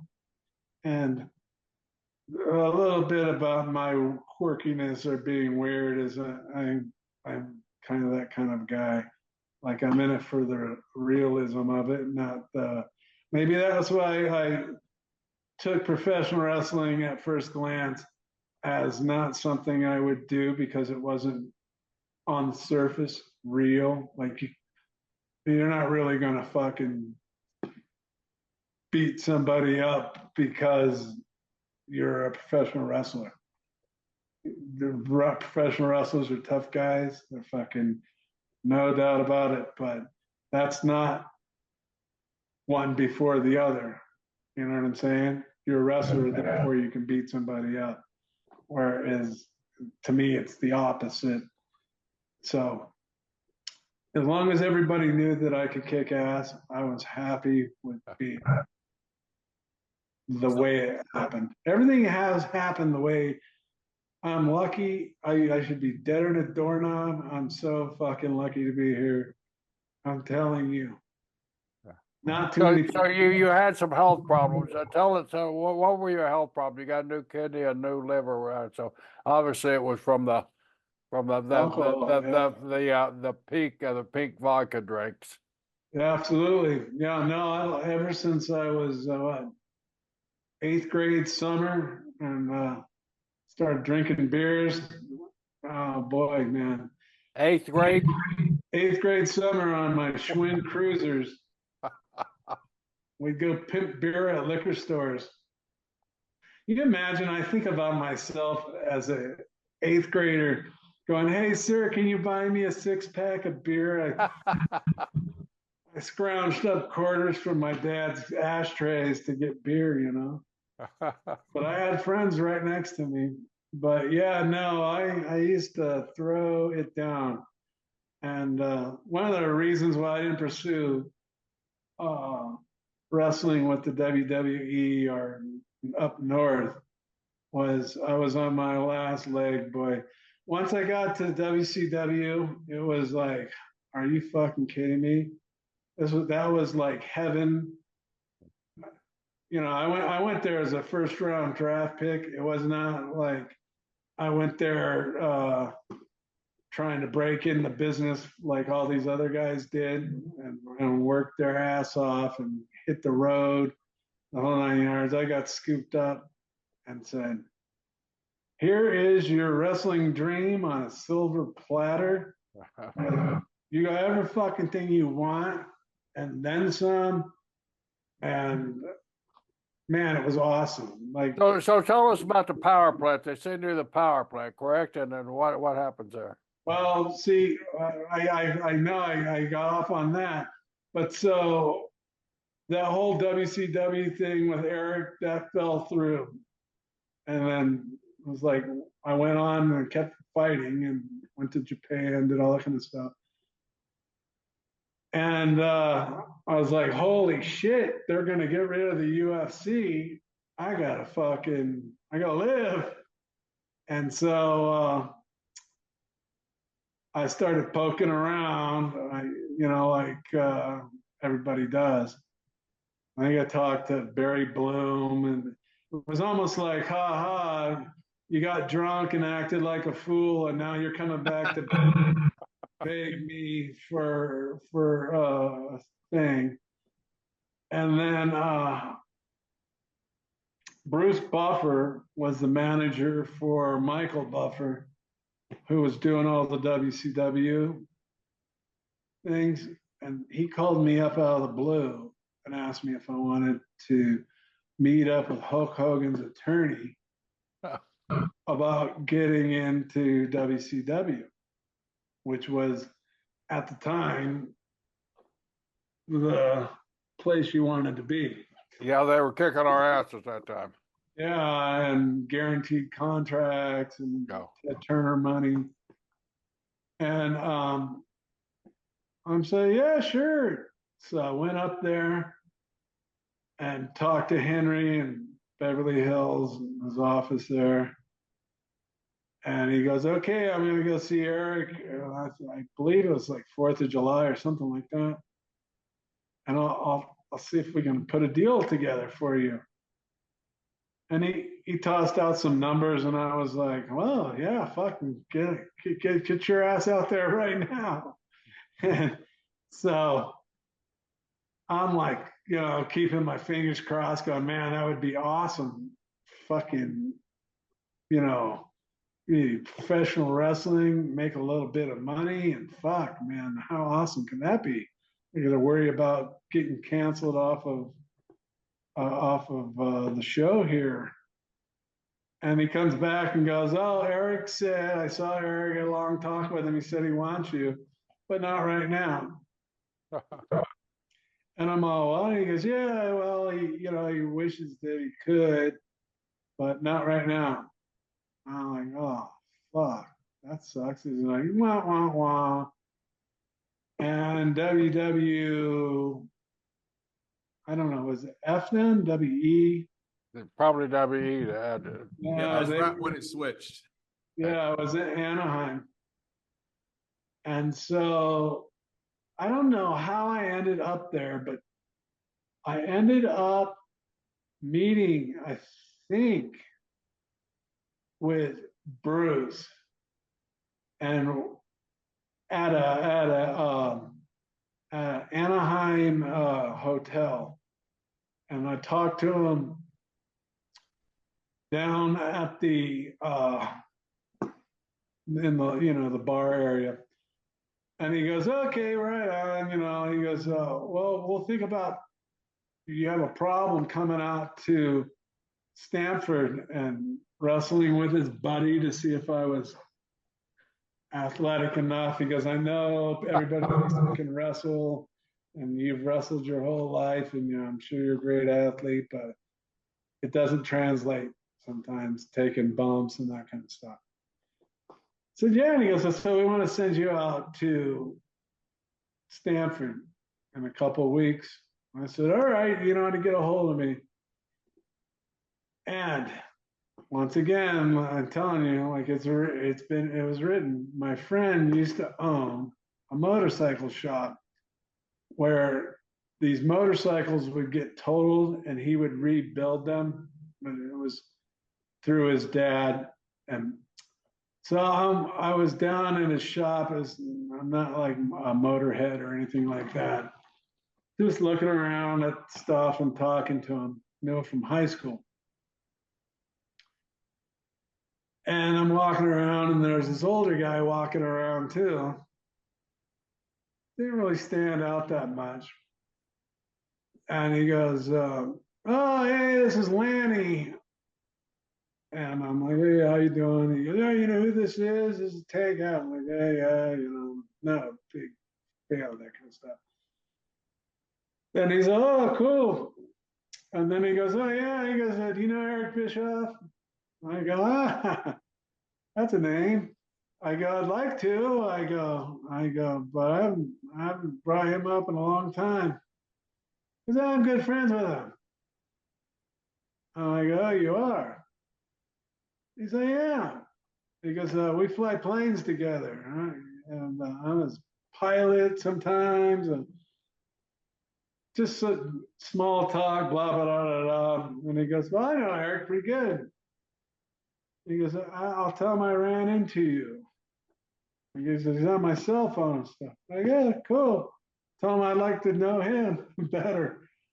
And then a couple of weeks go by, and then he goes, oh, did you ever talk to Eric? I go, no. And he goes, oh, I told him I saw you.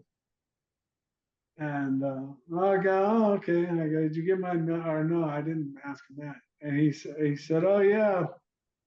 I go, yeah. Well, I just got done talking with WWE. I go, they're going to send me out to Stanford in a couple of weeks or a week or two now. And he goes, oh, he goes, okay. So the next day, the guy calls me up. It was before cell phones. And I'm like, hey, he goes, hey, this is Lanny. Are you gonna be home for like next hour? And I go, yeah. And he goes, okay, Eric wants to call you.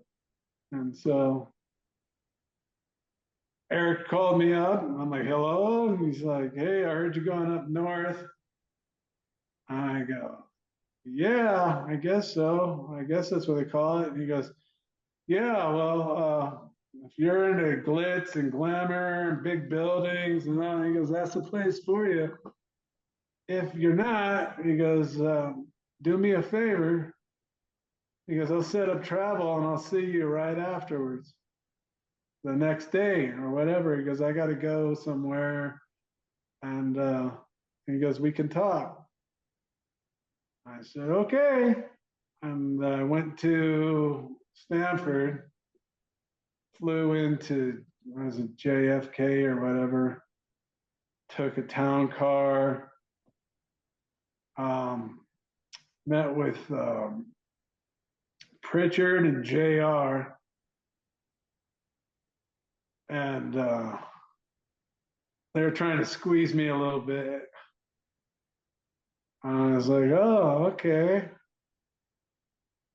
I go, well, I am talking to Eric. That was the last thing I said to him when I was walking up. And I go, whoa, whoa, whoa, whoa, whoa, whoa, whoa, wait a minute, wait a minute, wait a minute. And I'm like, well, he goes, well, that's not our final offer. And I said, oh, okay. I go, well, I had a plane to catch or whatever. And they were like, yeah, okay. And then so I flew home, didn't realize that I'd be doing plane exchanges like that. I didn't know that was going to be my future. But I flew home and got on a plane the next day and flew to Atlanta. And Eric treated me right. It was the complete opposite of everything WWE was.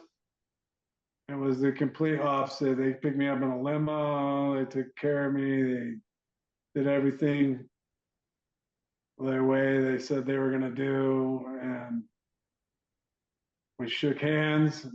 And he said something about,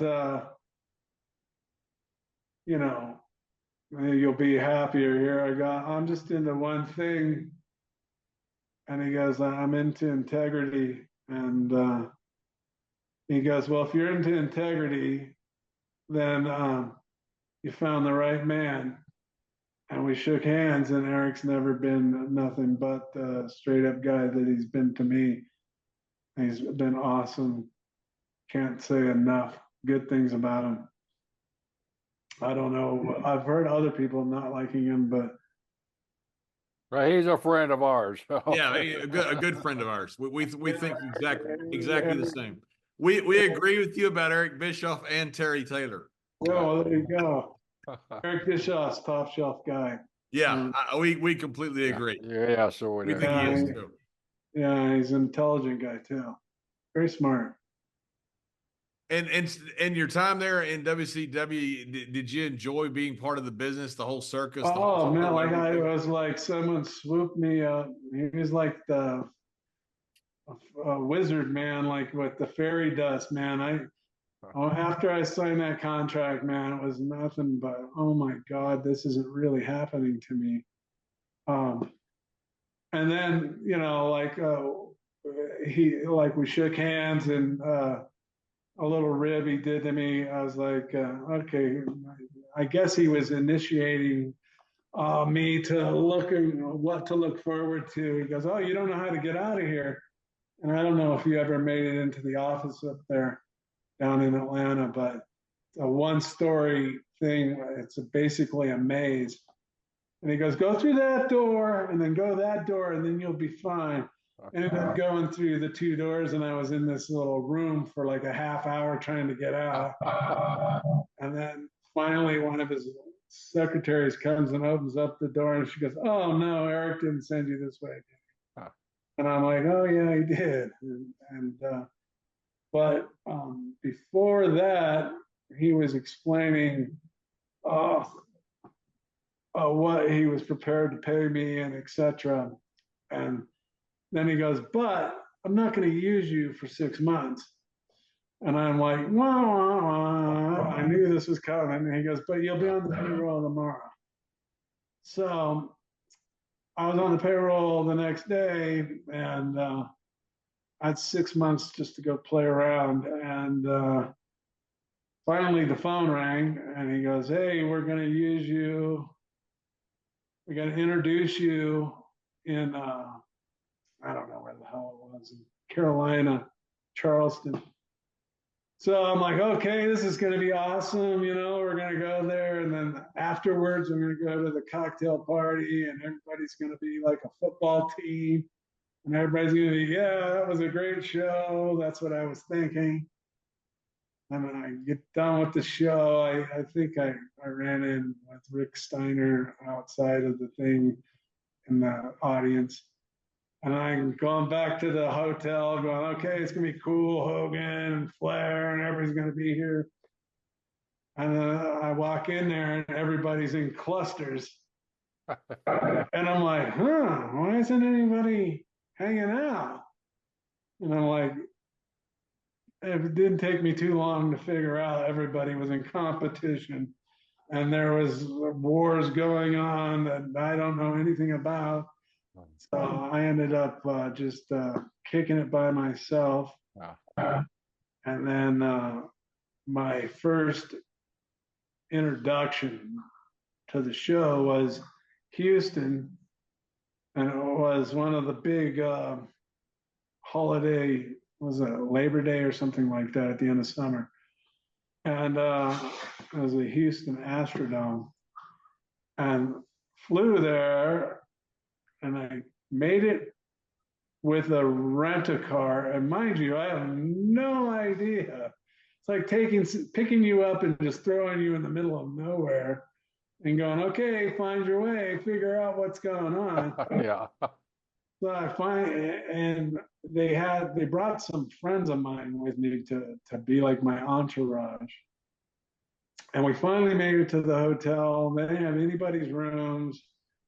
And I think JD Dillon was there and he got us our rooms and ended up there. And so, we're in the back and the back, and they go, okay, you're all ready? And I'm like going in my head, ready for what? Like, what? He goes, you don't know what's going on? I go, no, I don't even know how I'm here. And so then he goes, okay, this is what's going to happen. And he goes, and I guess the booking agent or whatever at that time was Dusty Rhodes. And he walks up to me, he goes, okay, Tanker. And I'm like looking at him like starstruck, like, holy shit, this is like Dusty Rhodes, man. Like, I'm like green, basically a fan, but not a mark. Wow. And I'm like going, holy shit, this is okay. He goes, this is what we're going to do. And he goes, we're going to introduce you, kind of like Dash at the Beach. He goes, we're going to go set you down in the audience about, 10 rows back. And he goes, then the announcer, I think it was Penzer or something at that time, is going to announce you. And then he's going to invite you into the ring. And he goes, now it's dark out there, meaning it's not going to be on TV. And he goes, now for what we got you doing, the crowd can't like you. And I'm like, okay. And he goes, so you just got to go out there and say a bunch of stuff to get the crowd mad at you. And I'm like, oh my God, are you kidding me? And so I walk out and they go, okay, let's go. So I walk down and then every here and there, hey, that's Tank Abbott. Hey, that's Tank. Hey. So they sit me down and I'm about 10 rows back. And it doesn't take long for a circumference of maybe 5 to 7 to 10 people deep around me are all like, hey, Tank, man, fuck, what do you think about this? Hey, Tank. And I'm like, hey, yeah, right on, trying to be cool to people and whatever. And inside my head, they go, you are the greatest. We fucking love you, man. You fight like nobody else. Bitch. I'm like going, oh, just wait. And so the guy's in there and he gets the mic and he's like, we got a celebrity in the audience. It's Tank Abbott. And the crowd goes, whoa, it was a decent pop, nothing like Sting or something like that. And so I go walking, I get in there, and I was like, one of those moments I'm like, okay, they just threw me into the fucking fire. Like everybody's staring at you, and you're like, oh my God. And I've never had that stuff like in the UFC or anything like that. I'm like going, tick, tick, tick, like touching the mic. I go, oh my God, this thing is on. And I'm like, hello, everybody. And they're like, hey, great, Tank Abbott. And I'm going, you know what? It's Labor Day or whatever day it is, the big holiday at the end of summer. And I'm going, it's Labor Day. And I go, I couldn't think of a better way to spend my day but to come to like what they say about Texas. I go, there's nothing but queers and steers here, man. This place sucks. You know how to get to a Texan. Yeah, I know. So all of a sudden it was like, hey, what did you just say? And I'm thinking of every possible fucking cliche I could think of. And by the end of the thing, everybody's like, boo, get the fuck out of here, you fucking asshole. And so I go, oh, F you, and fuck off, I'm out of here. I'm going in the back. And Dusty's waiting for me at the curtains, and he's all, kid, I told you to get them mad at you, not want them to kill you. My God, you just could have left it a little easier. And I go, I don't know what the hell I'm doing. And he goes, whatever. Then we had to walk out. I guess it was Sting and Steiner in a cage match or something like that. But totally not knowing a thing about professional wrestling. I didn't even know what WrestleMania was. That's how green I was. Wow.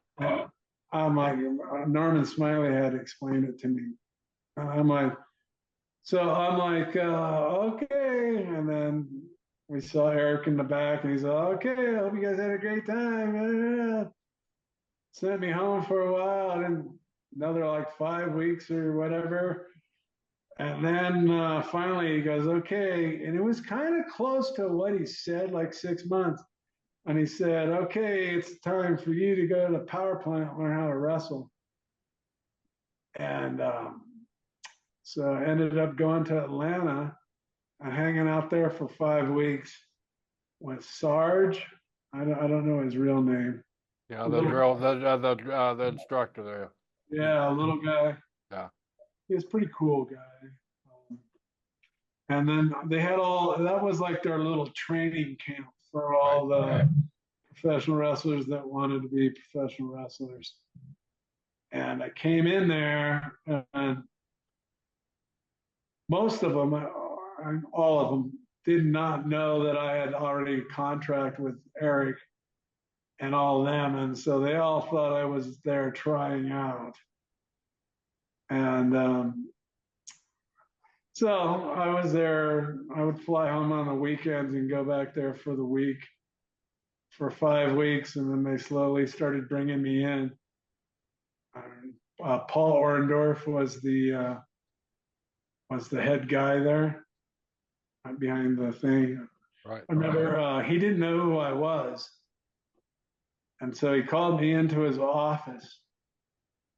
And, you know, I guess like the Hulk Hogan's and all of them, those people are really those people. And so I'm like sitting in there, and I'm sitting at Paul's desk, and he's like trying to talk to me about what like my finishing move needed to be and how I should look and all that kind of stuff. And I go, well, it's kind of built in of like, I already kind of got a gimmick from Ultimate Fighting. You know, people know that if I wanted to, I could hurt you.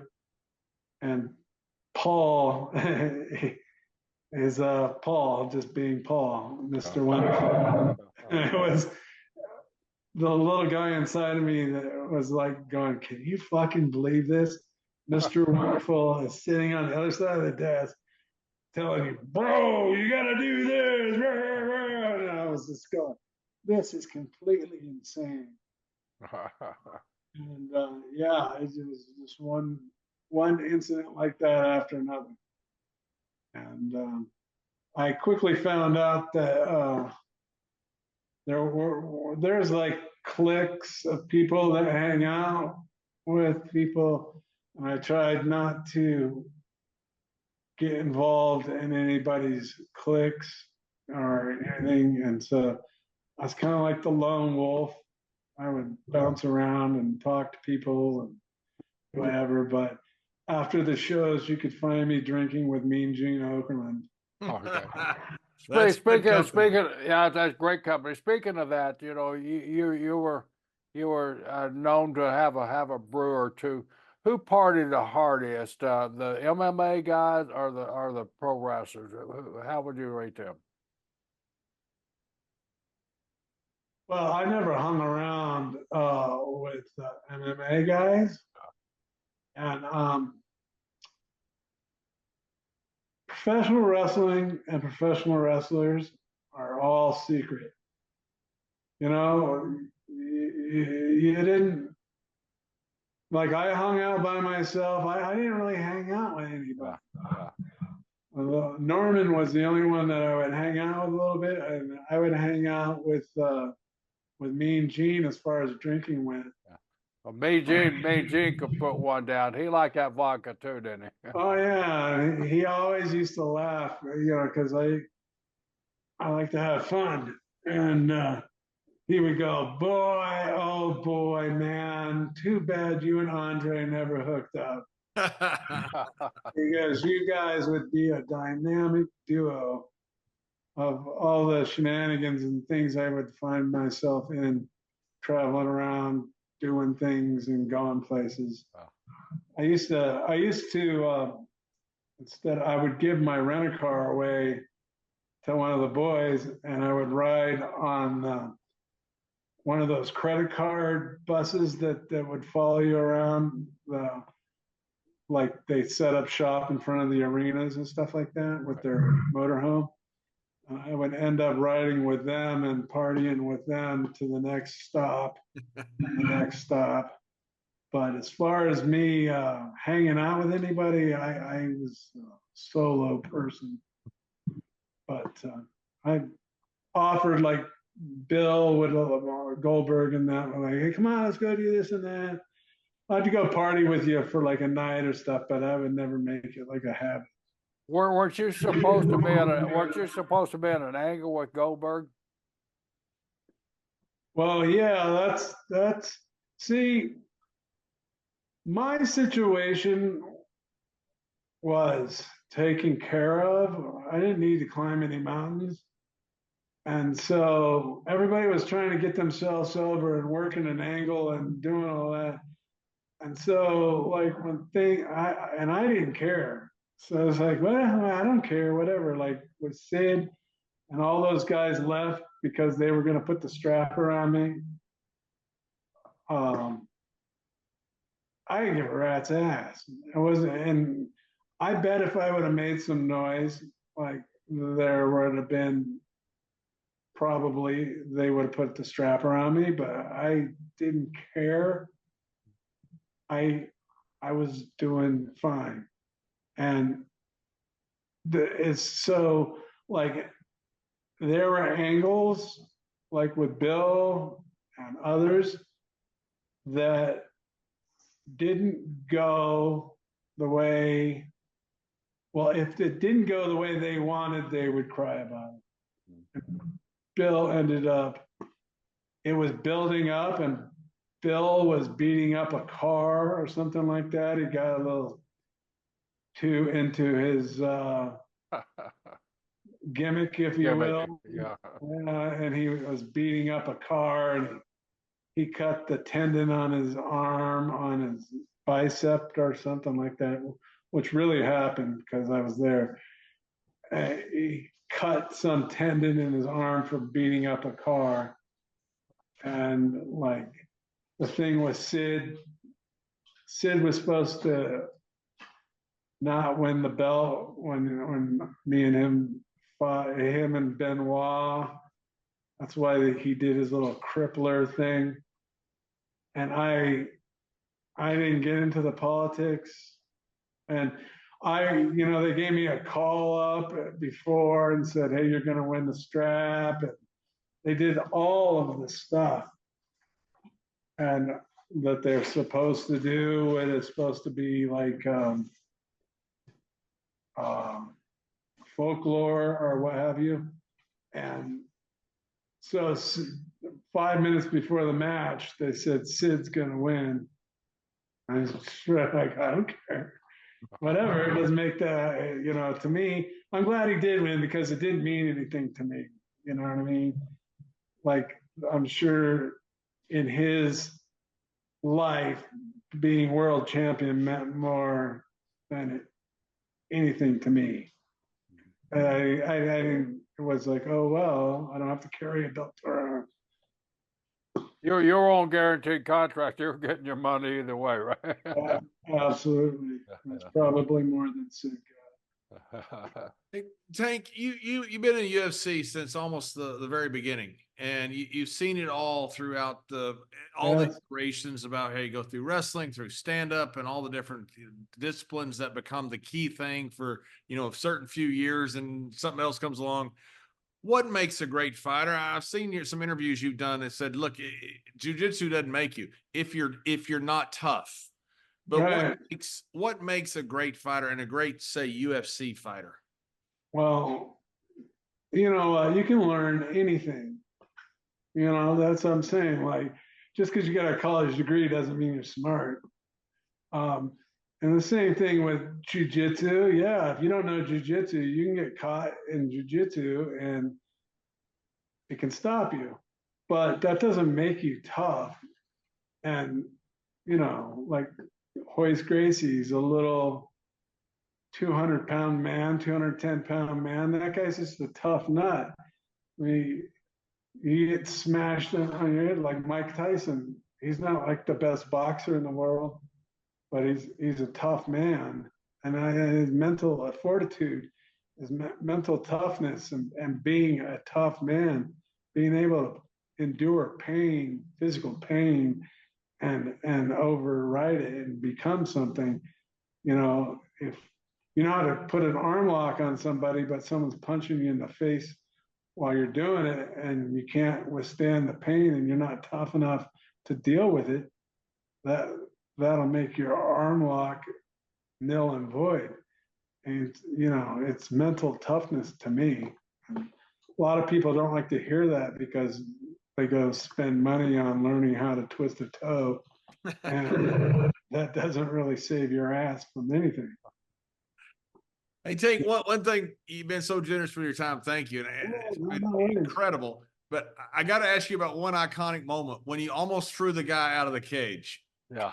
Well, the funny part about it is I thought about doing it when you see me standing there. And I'm like going, if I throw this guy out, they're going to have to let him back in. And then we're going to get all the way back to this whole situation again. So just do a leg pull, which is an amateur wrestling move, and throw him on his back and pound him. And that's what I opted for. But if like you said, the iconic part of it, if I would have tossed his ass, probably people would still be talking about it like, oh my God, you see that? Oh, they're still talking about the attempted throw. Yeah, they are. If I really if that was the goal and I wanted to do it, he would have looked like a rag doll flying through the air. I bet he would. He looked like Rey Mysterio. Tank, what are you doing now? Not much. Just enjoying life and hanging out here in the desert and just keeping my mind busy. I work out with weights and what have you, but nothing overly exciting. Is your health good, Tank? Yeah, my health is good. Sometimes it goes up and down, but for the last couple months, I've felt pretty good. Which before I was like, oh my God, I'm not going to make it through the day. I'd wake up just like, oh my God, the pain is excruciating. I haven't had much pain in a long time. Did you have to wait long for your transplants? Yeah, yes and no. I did like a year and 2 years, year and a half, basically going to the hospital or a transplant center, clinic, and giving blood because they want your liver. The sicker you get, the higher you get up on the transplant list. So they nurture you along, unbeknownst to myself. It's like, oh, they test your blood and they're like, okay, see you in 2 weeks. And then, oh, I'll see you in a month. Oh, I'll see you in a week. And you're like, oh, what the hell's going on? They're just checking your numbers to see how your liver's doing. And then finally, I went in there and they're going, guess what? You're not going anywhere. And I'm like, what are you talking about? And they're going, your kidneys aren't working and you're going to die. And so they push you off to the hospital and they look for a liver. And it took like 6 days. And it was a hell ride, a blessed hell ride. Man, I'm telling you, I died 5 times. Wow. 5 strokes. And then I had roundworm infection that I was 2 days away from dying from that. That was the most painful. And I also had a kidney transplant also. Wow. And, yeah, no. And I was not able to talk or do anything because I had 6 strokes. Right. And I laid in the hospital in ICU for like 6-7 weeks with a tracheotomy, and couldn't talk. I couldn't do anything. And they were talking to my wife about pulling the plug. Like, does he want to live like this? Because I would just stare at the wall. And he went away for the weekend, the doctor that explained that to her. And my friend from the UFC, he was a guy that was an office guy there, came to see me with my wife, and they were holding my hands. This was after the weekend that he took off. And I raised both of their hands and started moving them up and down. And they were like, oh my God, he's moving. And he's actually saying, like laughing, giggling, drooling. And they're like, he's here, he's fucking back. And they ran out of the room and got all the nurses. My friend said it was like The Awakening. I've never seen the film, but he said it was one of those situations. Wow. Yeah. And then ever since then, it's been a slow trudge. Well, we're awful glad it happened like that too. Yeah, man. I often laugh about my brother that I was telling you about. If he would have been in charge, he would have pulled the plug. Most brothers would. Yeah, exactly. Like, who runs a remote now? That's right. That's right. Yeah. But Well, Tank, when I was in professional wrestling, when you were doing all of the UFCs, and we used to watch that, and we fell in love with you. We just thought this is the greatest guy on the planet. All the interviews you were doing, the fighting you were doing, it was so different from everybody else. I've always wanted to meet you, and when Mr. Brisco said we got you on the show, that I was so thrilled to be able to talk to you and meet you. I've seen so many interviews you've done. You're such a charismatic, fun guy. So thank you so much for coming on the show, which really means a lot to us. Oh, it was likewise meeting both of you guys. Also, I wanted to ask Jerry, did you know George Wells? Oh yeah, well, Walking George. Yeah. Well, he played football with my dad in college. Wow. And back in the days when I told you that I used to go to his football games in college, him and George used to hang out, and I seen George way back when. Like I said, I knew him when I was like 2 or 3 year old, and then through my grade school stuff. So like I said, it's all written. George was at the forefront. Yeah, George was a really good friend of ours. He used to ride with my brother and I. He was a real funny guy. Great. Is George still with us? Is he gone? No, he's passed away. After everything I went through, I tried to look him up because I was going to say like, hey, remember that little 2-3 year old? And that's who I turned out to be. But yeah, no, I was just curious if you knew who he was.